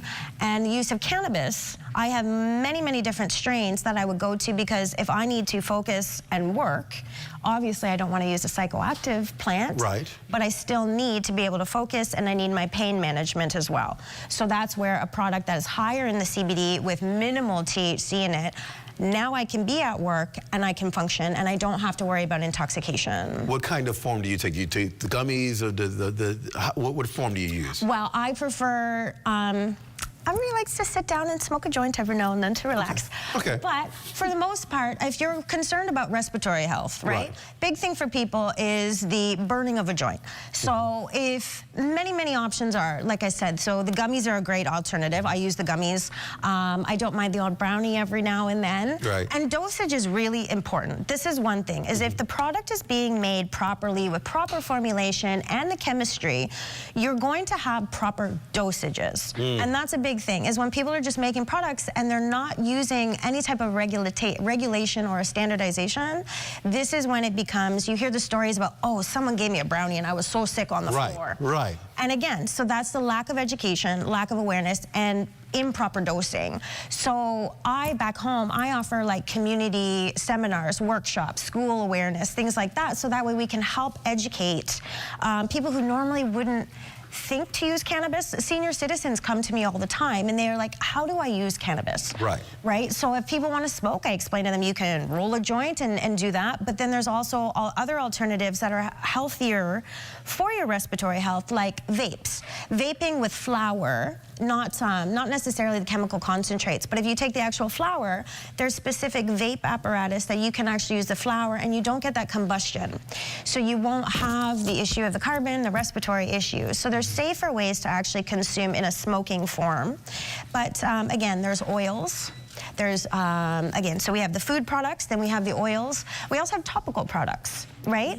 So certain topicals could be used if somebody has a nerve damage, for example, and they don't want to consume cannabis internally. There are products that can be made that are topical. They don't go into your bloodstream and create that high from the psychoactive effects, but it does penetrate the cell membrane enough to impact your nervous system and help reduce the pain. So somebody who doesn't want to ingest cannabis, they don't have to. They could work with somebody who understands a topical product, and as long as it's done, again, standardization and regulation is very important because you need to make sure the dosing is right. And by creating a standardization across the board, that means everybody understands the product is safe. We have 2 governing bodies back home in Canada. We have the Health Canada agency, and then we also have the Six Nations Cannabis Commission. So we have 2 agencies that ensure a safe, standardized product. And so when you go to a store and you purchase these products that have been registered within Health Canada or licensed under the Six Nations Cannabis Commission, that is to the public saying this product is safe. This product has been quality control tested. This product has probably gone through some sort of HACCP, hazardous analysis, critical control point. You know, there's always going to be safety parameters put in place when you have a quality assurance program and you work with a regulatory agency. And it's important to say that these things, that you always trust the products that have been approved by approved accredited boards. Correct. Right? And those stores or the agencies that carry that, there should be something that says that. Yeah, so there's a label that goes on the product. We have registered licensed retail stores. I mean, there's always going to be the illicit market stores that pop up everywhere. Of course. But when you're registered with a Health Canada... You know the difference. Yes, you know the difference. We were in New York a few weeks ago, and there was a cannabis store in New York, and you could tell the difference. You know, I walked in as a part of my research that I'm working on, and I saw, you know, things were very well labeled. They had the logo on it, and they were explanations, so you can actually tell this is not just a flyer. But now you don't walk in here and say, okay, I just want some, I want some marijuana. They told you what they were for and what they were there. We were able to get some products for a colleague of mine, Karen. He needed to get some stuff, so we were able to get it for him. But it's labeled, and it specifies what it's there for. And it blew my mind on the amount of use, the various forms that you can use for cannabis. Again, it's about option, right? Choice and option for people that want to use it. Wow. Wow. We're going to take a break. When we come back, I want to talk more about how do we implement this and do it in a safe way and ensure that it's contributing the right way to society, and how you deal with the risk factors of those who try to abuse it. We'll talk about that on the other side of the break. Stay with us. You're watching The Rundown. We're back right after this. Stay close.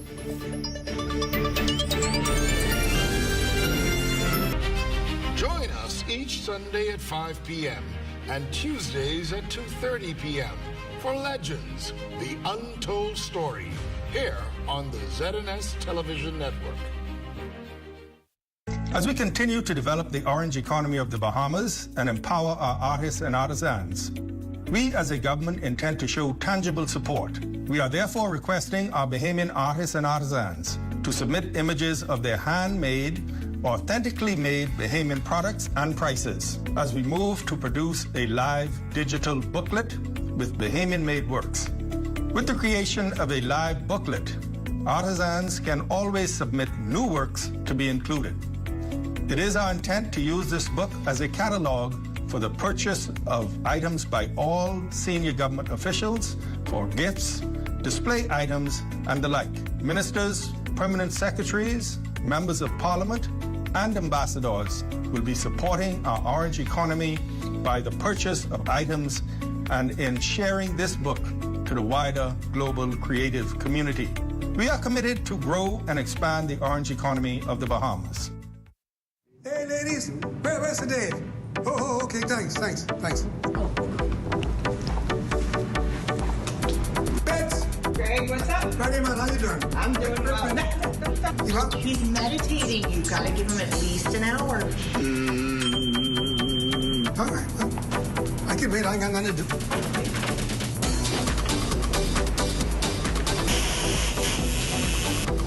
Been a tile sale now on to Independence.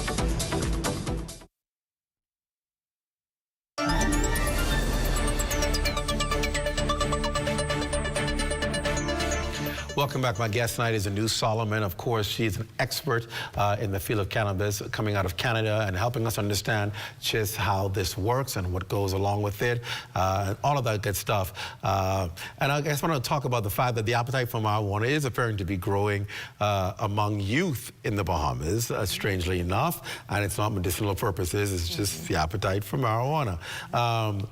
What can you tell us and our viewers about cannabis and marijuana itself? So from the youth point of view, what I would say to your youth is, I mean, you can't stop your kids from using cannabis. For the parents, what I would definitely say is talk to your kids about it. Because you know what? It's better to be the parent having the uncomfortable conversation, but at least knowing what your children are doing, than your kids hiding it behind your back, right? And from a youth point of view, I think kids would probably feel really good and be like, this is kind of cool. I get to talk to my parents about pot, right? So I think it would be a wonderful thing for both parents and youth to understand. Youth need to understand that depending on what age they are, cannabis can have impact on certain developmental processes in the younger people. But we have to remember too, right? At one point, alcohol was illegal also, and the damage that alcohol can do to the body. We went through that process, underage drinking and all that sort of stuff. So we are breaking ground where we've already broke ground, but same shoes, different street kind of thing at this point. So, you know, education, being open and having those conversations, because if you normalize cannabis use with your kids, then it becomes less cool. Especially if mom and dad smoke pot, it's not as cool to the kids. It's not as taboo, right? So essentially, you want to be open about it. Don't make it such a taboo thing, because the more taboo you make it, the more enticing it becomes, right? So be open, have those conversations. And again, with what Bahamas is doing now, I mean, as Canada has our regulatory agencies, you know, Bahamas has a prime opportunity to set up like their own Bahamian cannabis certification standards as well. And then you would have your own regulatory bodies that ensure that the public is getting a safe product. They're not getting something that's going to make them sick. There's it's clean use. It's not bad pesticides being used on their product.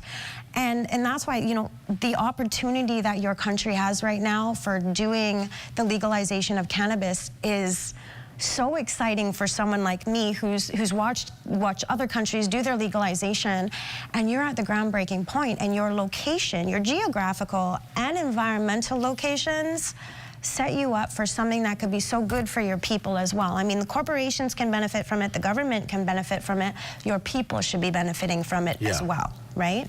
So the education piece behind that, I mean, everyone talks about when you bring a cannabis industry to a new country, obviously there's going to be lots of jobs. That's great. That's a given. We're always going to have the jobs. But why not reach out to the universities? Why not start teaching proper university programs on the beginnings from cultivation to quality assurance to business to the import to the export, from start to finish? If somebody's interested in being in this industry, offer accredited university programs that will teach them everything they want with world-class experts coming in to teach your people. Keep that knowledge within your country as well, right? And then we start, we start at the universities, even your medical programs, right? UB has an amazing medical doctorate programs. If we have analytic labs already, and I know you have a multi-million-dollar plant science lab already here that's not you know about it. Yeah, okay. Oh, yes, and I'm excited to see that. So you already have some of the infrastructure set up here that would allow your people to get the education and the awareness. And so with university programs being available, then that also helps get rid of that stigma of cannabis being this messy, dangerous stoner plant. Because if you incorporated medical cannabis research in your doctorate programs, that would help your doctors coming out of UB have fundamental conventional medicine understanding, but then why wouldn't they have some training in the background of cannabis? Because nowadays, when you look at long-term healthcare facilities, places like that where there are patients that are coming to the end of their life, a lot of them are looking for alternative medical options that don't just turn them into a zombie or make them feel like really doped out. And a lot of people are turning to cannabis for that use. Like death doulas, PSWs have come to me and they're like, I have clients that are asking me, they use cannabis now, but I'm not familiar with it. Can you help me? So to create, you could have master's programs, bachelor programs, but you could also have workshops, seminars for your nurses, for your PSWs, for your end-of-life care workers as well. And then having that as a legal option would actually become an enticing thing for people around the world that are looking for long-term care. Let's talk about it. We talk about it being a job creation in the market, right? And I want to talk about that because it's more than just, okay, we passed the legislation, find yourself some property and grow some weed. Right. And you don't just go there and just start planting and then just grow. There's a science behind, if you want a certain grade and level of what you're going to harvest, there has to be a kind of technique put in. Talk a little about that, because it's more than just farmers growing it and selling it, cutting it down and saying, hey, I'm selling weed, let's go. Well, various strains are used for various conditions, right? So there's different cannabis strains that make you feel more alert, more awake, more focused. But then there are other strains that make you feel more relaxed, help with the pain management, insomnia, and things like that.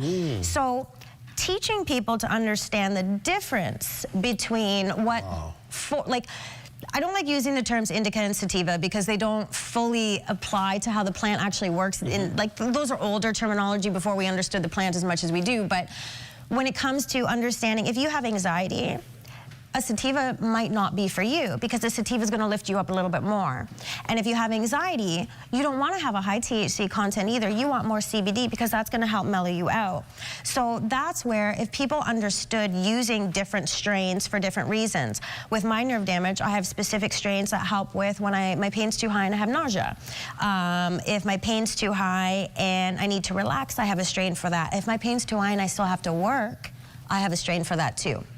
Right? So I have to have my brain cells and be able to function if my pain is through the roof. Wow. Right? So, and that's what understanding the different types and varieties of what is available out there gives people more option as well. So it's not just, I'm going to smoke this and I'm going to be on my butt on the couch. No, no, no. The understanding is, like I said, I have to deal with a lot of different business interactions throughout my day. And if my pain is putting me to the point where I need bed rest, I'm going to choose a strain that's going to help me focus, but keep my pain managed. And you need to know how much of it to use. That is correct. That is correct. So dosing, when it comes to the edibles, for example, everybody's got the story, oh, so-and-so gave me part of a brownie and this, that, and I was so sick. But that's part of the issue when these products are being made without a regulatory agency in place or standard operating procedures to say this, homogenization of the actual mixture, right? If you have a gummy, sometimes people will cut that gummy up into four people will share it. One of you gets a buzz, one of you feels nothing, one of you is in the bathroom on the floor crying, and then someone else is just kind of neutral. So that's where you have to understand when you're creating these products, they need to be done properly as well. And there is science behind everything. When it comes to this plant, it is all science-based. I mean, absolutely, is it fun? Have we had a ton of fun in the illicit market? Sure, many people have had it. But in this day and age, modern technology requires us to provide the information for people. Cannabis users are intelligent. Cannabis users are from all walks of life, every race, every industry. So everybody wants something specific to what they need. They don't just want to go get a bag of weed, smoke it, get high, and then be on the couch. That's not how it is anymore. And the ability to create, you know, with tissue culture, precision breeding, that allows you to create strains that are high in demand and make sure you have a very clean product at the end of the day. We always talk about regulation, right, in the Bahamas. And I think the fear here is when we move into this, you know, how do you make sure that the right people get it and the right dosage, they get the right dosage, and that it's not abused, and that people who have it are actually supposed to have it. Do you have to carry around a card saying, I'm entitled to have this? Do you carry around, you know, your prescription, should it say it? How do you go about, because it seems like a whole lot that you have to put in place to ensure that the industry's standard is high and that it does not contribute to degrading society. Right. So ensuring that, that's again where if you set up the Bahamian Cannabis Certification Standard, right? And that's where you would develop your own legislative bodies that create safe regulations for you. Now, if we look at the UN Single Convention Treaty on Narcotics, it's pretty stingy, right? So Bahamas has the opportunity to help modernize that as well, right? So you would work with those UN treaties, but why not look at modernizing some of the legalization processes and some of the UN treaties, right? So just, like for example, in the US, at last check, because things are changing there quite a bit when it comes to their cannabis, but cannabis is not federally regulated in the US, whereas in Canada it is. So we have an across-the-board country standardization. Everybody has to do the same thing. Everybody has to follow the same legislation. When you have a place like the US where state to state the legislation is different and it's not federally regulated, that becomes very, very difficult for both the patient and the practitioners to keep up on. Like, I have to read the news every single day to know, have they changed the class in the US? Because one minute they're going to do it, one minute they're not. So imagine being a patient that requires the medical cannabis and you're not sure if Monday it's legal and Tuesday it's going to be illegal. Wednesday it's going to be decriminalized. You know, then Thursday it's CBD only, right? So you have to be mindful that a standardization across the board that's where the people understand this is where the safety comes into play. By us putting the regulatory agencies in place and creating a standardization, then again, you go get your medical prescription. And originally, we used to carry cards around, but then obviously that's just when we were medicinal, but we have recreation, we have all of it now. So here, you have medicinal being looked at, you have your religious being looked at, and then you have your analytic research and development being looked at. So in that case, the people who have the medicinal, they would probably have to carry some kind of a card. And then you would have, you know, so you would go see your specialist, your doctor, and it would be a licensed doctor that would be working with your regulatory agency here. And then you go through, you get your prescription like you would any other. And then you also get education with that. So when you get your prescription through a doctor, they then, if you're not familiar with the plant, they then would send you to a nurse or, you know, somebody secondary that can go through the different types of strains with you and can help you find a reputable licensed producer to get your prescription fulfilled through. And that is what you would want to do here, because standardization fosters trust. And trust is one of the biggest things, because you want to ensure, is my cannabis being cut with something? Because like any other drug, cannabis is now being cut as well. So you have your standardization, because then for your people, they go, I see that label that says it's the Bahamian Cannabis Certified Standard. I know that this has gone through the proper quality assurance, the proper processing, and everything that needs to happen along the line from start to finish to ensure that the consumer has a safe product. Is there an opportunity for export in this sector? 1,000%. There are over 50 countries around the world that have some form of a legalization use of cannabis. Many of those countries are not allowed to grow and produce their own. So that is your prime opportunity right there as a country who's producing, you're cultivating, you're doing the research, you're doing the medical, the university, but now you're also setting up import and export for global. And when you have your standardization in place, mutual recognition agreements around the world, MRAs, other countries are now going to look at you and go, they've standardized. We will accept that. We will put MRAs in place. And now we know Bahamas standardization, their safety, their quality is on par with, say, the UK's GMP, Canada's GPP, Australia has the TAG. So, you know, there's all these acronyms in this industry, but every country has their regulatory body where it is legalized, and they have a certain expectation and a certain standard of the product that they want. So if you want to export that by having your MRAs in place and by setting up your Bahamian standardization, then other countries will recognize you as you set up your MRAs as well. You're from Canada. You have a lot of months that are pretty cold. What makes the Bahamas a good backdrop for growing and harvesting? Oh, do you have enough time for this? So between your weather, right? So we obviously in Canada we have a very, very cold winter. So our harvest season is significantly shorter than yours. You are in a position where you have that sunshine all day long, all year long, and even your cold winter here is still the minimal. It's your summer. Pretty much. So your cold temperatures here are actually the minimum temperatures for growing cannabis. And then you have marine opportunities, right? So you have all this beautiful medicine on your island already.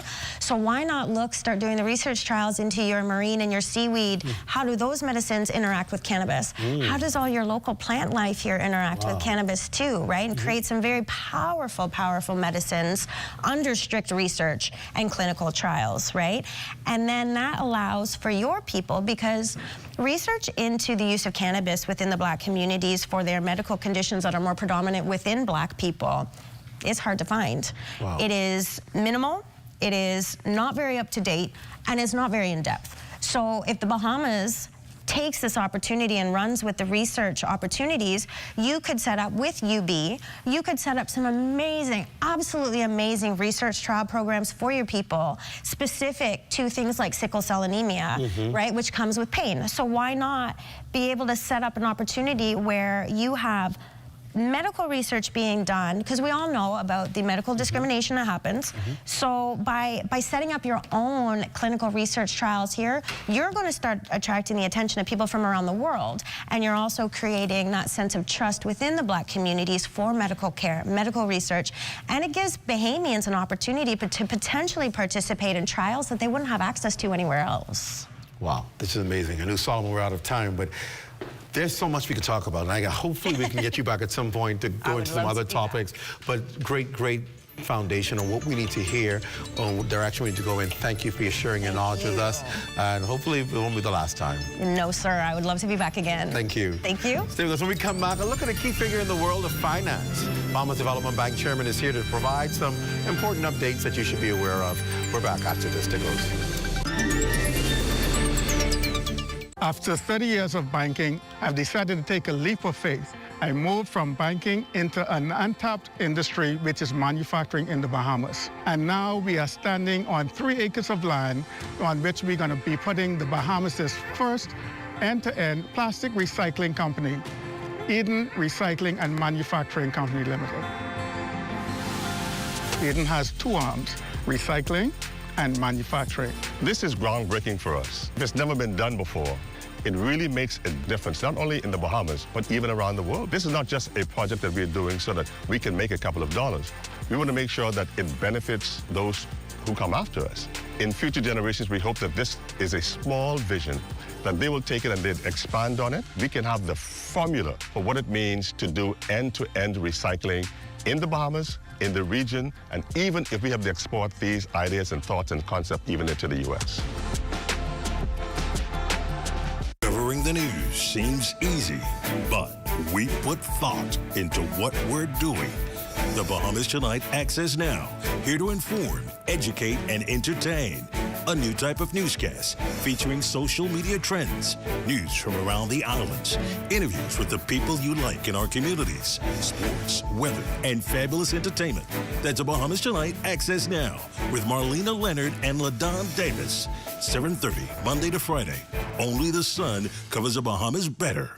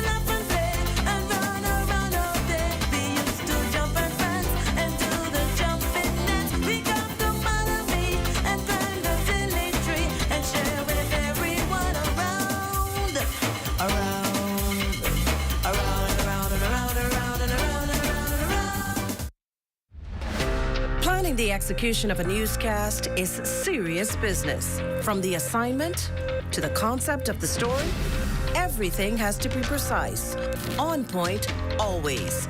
The Bahamas Tonight, the National Report, is your trusted news service. We get it right the first time. Our preparation for you each night is done with care, knowing that our voices will reach you on 700 islands and keys with unquestionable accuracy. It gives me great pleasure each night to say, welcome to the Bahamas Tonight, the National Report. I'm your national anchor, Makush Lapinder. We are here in the time of need. There's no discrimination. The mission is to relieve the suffering. We volunteer, we deliver care. With donors and partners, we're always here to turn compassion into action. Protecting life and health with our training throughout the years. We empower to heal the world. There is hope, assistance with disasters. There is shelter and love for our people. We can work together to help those in need. So volunteer with us and donate to show you care. There is hope, assistance with disasters. There is shelter and love for our people. We can work together to help those in need. So volunteer with us and donate to show you care. Together, let's build a more resilient Bahamas. Community farming for food security. Climate programs suited for our island country. Together, let's build a more resilient Bahamas. This message brought to you by the Bahamas Red Cross Society in conjunction with the Broadcasting Corporation of the Bahamas.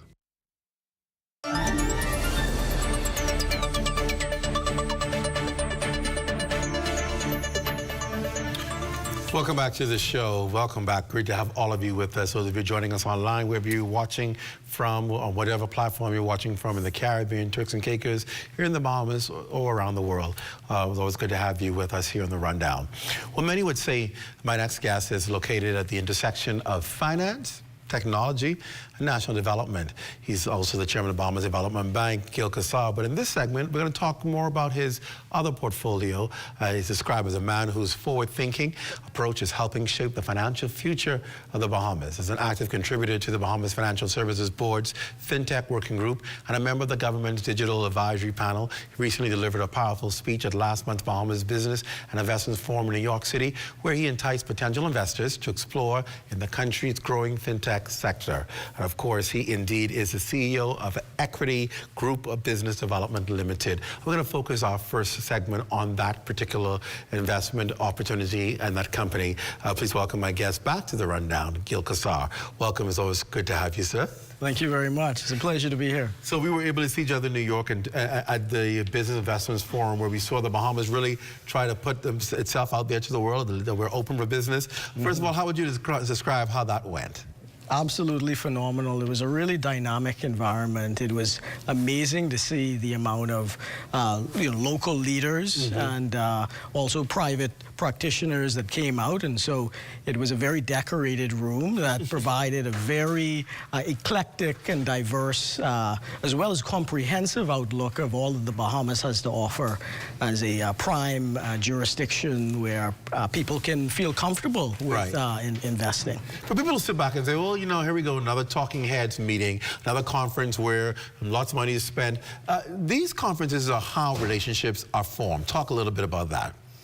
They're very genuine, because in these forums, it's a place for real conversation. And what we did find is that the audience asked real questions, and often those that were pointed and revealing about some of their thoughts and how they would be thinking about investing and doing their wealth planning. And so it created an environment that showed the Bahamas in real time what the current appetite is like, but also in real time showed everything that we have to offer and how we've been keeping pace with the changing times. Industry professionals and market watchers are watching carefully to see how the climate is going to be when it comes to investments and opportunity. Even tourism is watching to see whether figures will drop. They've seen some decline already. We were in the background, the backdrop of one of the biggest cities, obviously, in the United States of America, the USA, in New York. And of course, the concern is, with so much uncertainty going on in the U.S. economy, whether the climate is right for investment, particularly offshore investment in jurisdictions like the Bahamas. What is the climate like on the international circuit right now when you talk about investments? Well, certainly people are watching all the dynamics of global geopolitics. Of course, it's always about seeing what's coming. And so when there is disorganization in markets and there is unpredictability, these are where the most savvy investors actually do their analysis and be able to decide how to be contrarian. And so you'll see that some of the most successful investors actually made their uptick during times of uncertainty. And so this is one of those areas where I find the Bahamas is demonstrating all those pillars of stability. That's going to position us to be the right choice. And so when we look at regulation, we've been keeping pace and leading in terms of... Thank God we're on this list no more. Exactly. Right. We're doing all we can do to make sure we're compliant. Yes. Absolutely, and the Bahamas is perhaps one of the most compliant places there is. And so when you look at regulations and the Digital Assets and Registered Exchanges Act, you look at some of the legislation around ESG, environmental, social, and governance topics such as carbon credits, and these are the topics about not where we are in finance now, but where we're going. Right. And the Bahamas has made a reputation for itself in terms of regulatory clarity, which gives investors the certainty that they need to be able to set their flag. Let's talk about the sector, particularly offshore investments, because we know we have a robust banking sector, right? It's been that second pillar that we've been depending on for so many years. But then it seemed as though offshore banking, which was pretty strong, we saw a lot of mergers, a lot of closures in offshore banking. People wonder, well, are we having a struggle? Talk a little bit about what's been going on in the offshore market while we saw this period where a lot of people were here, packed up and moved away to other jurisdictions, or they merged with other persons. Do we still have that strong offshore presence that the Bahamas was once known for? Bahamas still is a top, in my opinion, probably the top international financial center, all things considered. And it is because we have a comprehensive outlook, right? You have trusts legislation around succession planning and what's next. We have digital assets legislation. We have the banking legislation. We have investment funds administration. We have all of this so that you're not really making a decision in a silo. And it's no longer possible, in my view, to think in silos. You have to think about the impact all across the board. Now, the Bahamas is in a particular unique spot because in all of the conversations that are happening, if you look at the global discussions, we've actually dared to go out and seek regulatory clarity. The offshore space is, in my opinion, still very, very vibrant. I believe that people are looking for a neutral place for a rest of the world solution. And I believe that the Bahamas is a good candidate for exploration because we have the human capital element. We're not occasional. We are committed. How many accountants and trust professionals and arbitrators, how many of those do we have? And you need those ingredients to be able to sustain something long-term. Clients in private banking and in offshore banking tend to be what you call sticky clients that stick around, right? Because this is about legacy. This is not temperamental movements. Right, and so this is where you find a lot of family offices and very dynastic thinking. And I'm glad you mentioned that, because a lot of people will sit back and say, okay, well, we understand commercial banking. We understand the transactions that happen there. What makes private banking that much more sustainable and secure? And as you started talking about it, I said, okay, I get it. Because the services you're providing for that kind of clientele, they're more long-term, they're more sustained. They're not, I want to put my money here and then go to next week. They're setting up for pretty much a dynasty and a legacy. Definitely, absolutely. And we actually believe that that is what Bahamians are thinking about too. Bahamians are not getting in this space. And so Equity Bank Bahamas is now a licensed authorized dealer that is able to provide all of the services that we've been providing. We're now going to be, as a group, celebrating our 40th anniversary this year, able to offer these same services to Bahamians. This is interesting, because before we felt, okay, offshore banks, that's the foreign people, foreigners only. But the fact now that your services are now being offered to Bahamians, it's a turning of a corner, turning of a bend for Bahamians. Talk about these services. So people are listening and saying, well, really, I can bank with an offshore bank? Why would they be interested in your services? Because we're not cookie cutter. We are tailored concierge level service. There's no waiting in lines. There's no impersonal connection. It's a true understanding about who is the client, what are their needs in a holistic way. Not just what their business needs are, but what are their family needs? And what is next for them? What are they concerned about? It's a relationship in private banking. And so it's not just transactional. What I would say is that with the level of professionals that we see in the local market, there's a big void for this type of treatment. You know, there's a huge challenge people are having with opening bank accounts, with being able to have, let's say, structures understood. And when you come from a private banking background, you understand what, let's say, another licensee may require in terms of their banking needs. Bahamians deserve private banking services. They deserve real trust in estate planning. Also, as for those that are doing projects that might require fundraising at any level, there's also investment funds, products, and administration where you can actually be the driver of your own mutual fund around a particular strategy. Interesting. Absolutely. So see, there you go. You can't say you didn't know that these services are available to you. So that's where you are in the market, in the sector of what you're doing with your finances. And you have some local Bahamian offshore banks that'll be willing to help you and cater to you and celebrate what it is you're doing. So if you were to describe the climate of offshore banking for the Bahamas, how would you describe it? I would say it is powerful and it's prepared. Wow. So hopefully you're going to be attracting some of these people from the international market who are now looking for the Bahamas. You know, people used to be afraid and say, well, you know, the Bahamas, they're going to release all my information, my taxation and everything else. But people can feel sure that you are well-regulated, well-organized, well-instituted, and can deliver the service and the product. Absolutely. The Bahamas is one of the most compliant jurisdictions out there. It is also observation that, you know, there's a moving goalpost for a lot of small nations, right? But what is undoubtable is that the regulators are doing a global standard job. And, you know, anyone who has ever tried to open a bank account knows that we ask for a lot of things. It could be a process. And of course, you know, client confidentiality and professionalism is an entitlement of everyone.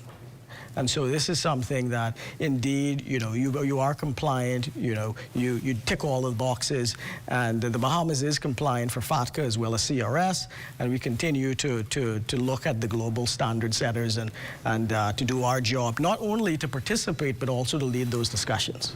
All right, Gil Kassar. On the other side of the break, we're going to talk about the Bahamas Development Bank as we get ready for a new budget year. What can we expect from BDB? We'll talk about that when we're back after this.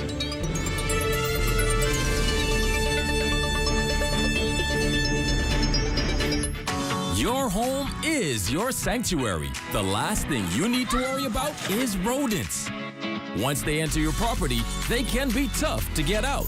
If you're concerned about rodents, call Rent-A-Kill Initial. We offer the latest, most effective treatment for safe, fast, and long-lasting results. From prevention to elimination, our integrated approach guarantees protection. For rodent control you can trust, there's only one name in the Bahamas: Rent-A-Kill Initial. The Hidden Disabilities Sunflower is a globally recognized symbol for persons with invisible disabilities. The Sunflower lanyard made our journey less stressful, smoother, and more inclusive. REACH is proud to support the Hidden Sunflower Scheme, which makes the invisible visible.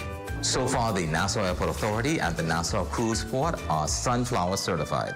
So if you see someone with a sunflower lanyard, always remember to be patient and ask if they need some help. Please be kind and always remember to show respect. We wish to encourage more hotel operators with amenities such as water parks, restaurants, cinemas, government offices to join this initiative, making the Bahamas a more sunflower-friendly country. Please feel free to reach out to the REACH office at 328-4123, or you can reach out to the National Commissions for Persons with Disabilities at 396-8700. Tired of looking at the same old kitchen? Step 1. Our talented recommended designer Mark crafts a custom design just for you. Step 2. Once your design is ready, CBS Bahamas makes ordering effortless. Your dream kitchen is within reach. Step 3. Our recommended installers bring your vision to life, ensuring every detail is perfectly in place. Sit back and relax as your dream space becomes a reality. Visit cbsbahamas.com and start bringing your home improvement dreams to life today. When a hurricane watch or warning is issued, medical emergency services are placed on high alert. For many persons seeking medical care, defining what an emergency is can be difficult to assess given all that is occurring during the storm. The following basic guidelines are designed to help you assess your emergency. If you are experiencing symptoms like shortness of breath, chest pain, severe pain, disorientation, extreme vomiting or diarrhea, vision disturbance or suicidal thoughts, you should seek immediate medical assistance. If you are bleeding significantly or otherwise severely injured, seek emergency assistance immediately. Children presenting with symptoms like high fever and extremely listless or lethargic behavior need to be taken to the emergency room immediately. If you are unsure of the extent of your condition, you are advised to seek medical assistance immediately. Share your symptoms with the on-call doctor and get advice as to whether or not it can wait until normal business hours.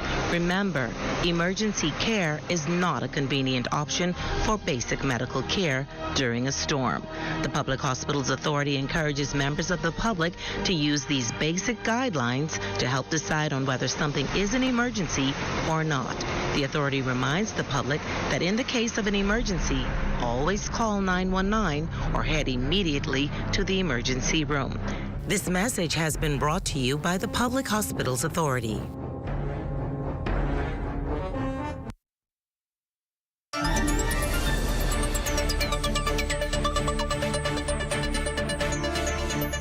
Welcome back. In this final segment, we're talking to Gil Kassar.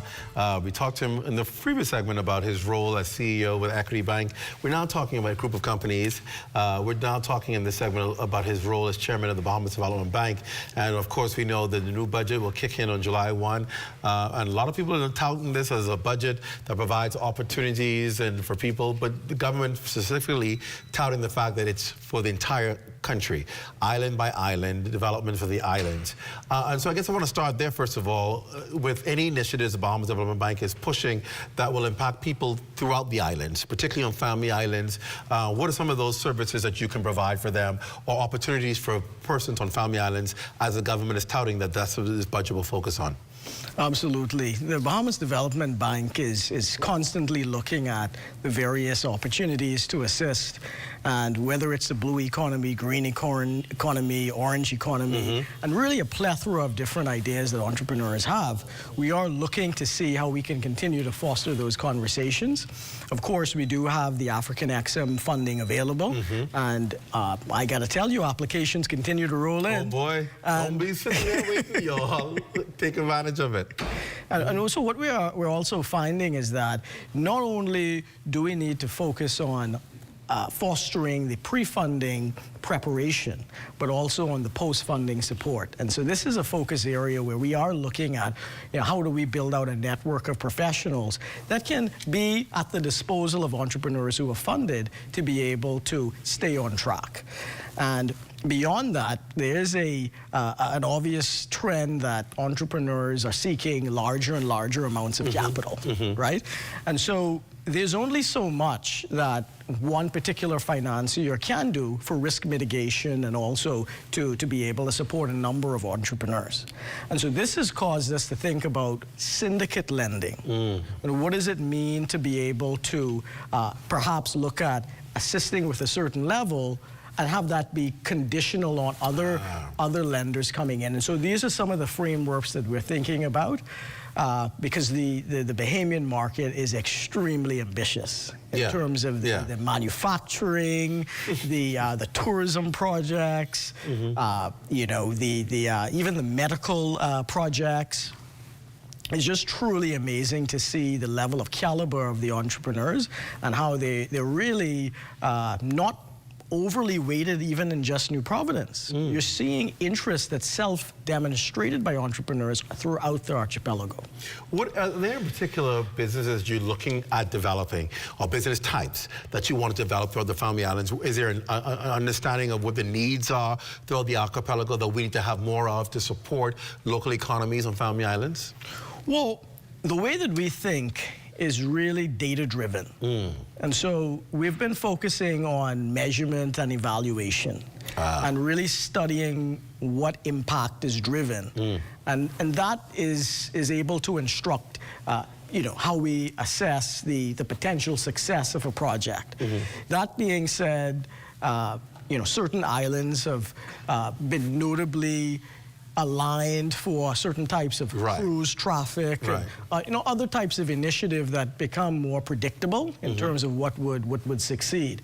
But we're also very open-minded, because sometimes entrepreneurs have seen something that is perhaps not widely known, but that is what's to come in their view. As we begin to close, I want to give people an opportunity to understand what they should be doing in order to seek funding. I always like to stress this repeatedly, because people always keep asking us after these kind of shows. In order to seek funding, what should entrepreneurs do as they prepare to, say, approach an institution like Bahamas Development Bank? What are some of the ducks in a row they need to have in order to make it a successful bid? Well, of course, I'll start with the process. You can go to the BahamasDevelopmentBank.com. You can go under the financing tab, and it categorically sets out the various options. And then you can apply completely online. It's not difficult, but of course you have to be prepared with what you would expect: a business plan, a forecast, financials if you have them, if you've already been operational. And then of course, statistics and data around if you have a really well thought out business model. I would also say that it helps if you've thought about your ability to repay the loan. And so, how are you going to do that? And so, the numbers need to demonstrate that you will have the wherewithal to repay it. And that helps in the sense of if you're having letters of intent or already purchase orders or things that show that, this is something that is predictable to a certain degree. It also helps if the entrepreneur has some skin in the game. and perhaps has tried to have some market response before coming. Not necessarily required, but it does help to say that, you know, you in some small way tested the market and have some initial customers. There's also a deposit requirement. And so in and around the 10% mark, I think when you're looking for funding, you should consider if you're able to fulfill that particular component. And there's a collateral expectation. That, of course, can be diverse. We also look at chattel in terms of collateral, whether it's what you're actually purchasing and studying what the value might be of that over a period of time.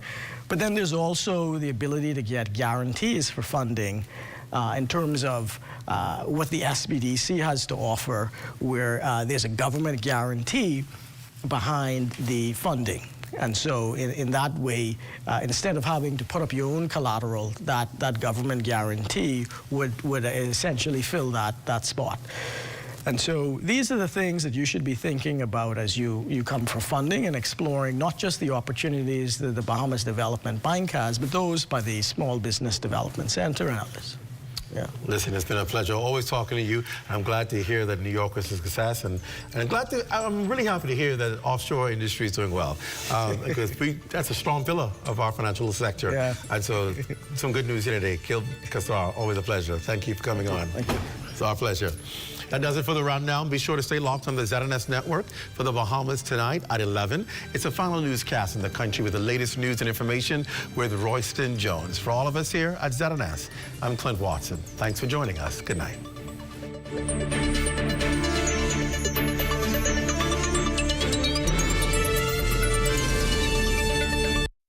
At Fort Montague, I'm Opal Roach.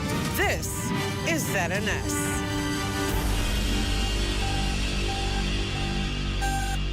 The aviation industry is the runway to economic growth, and in the Bahamas,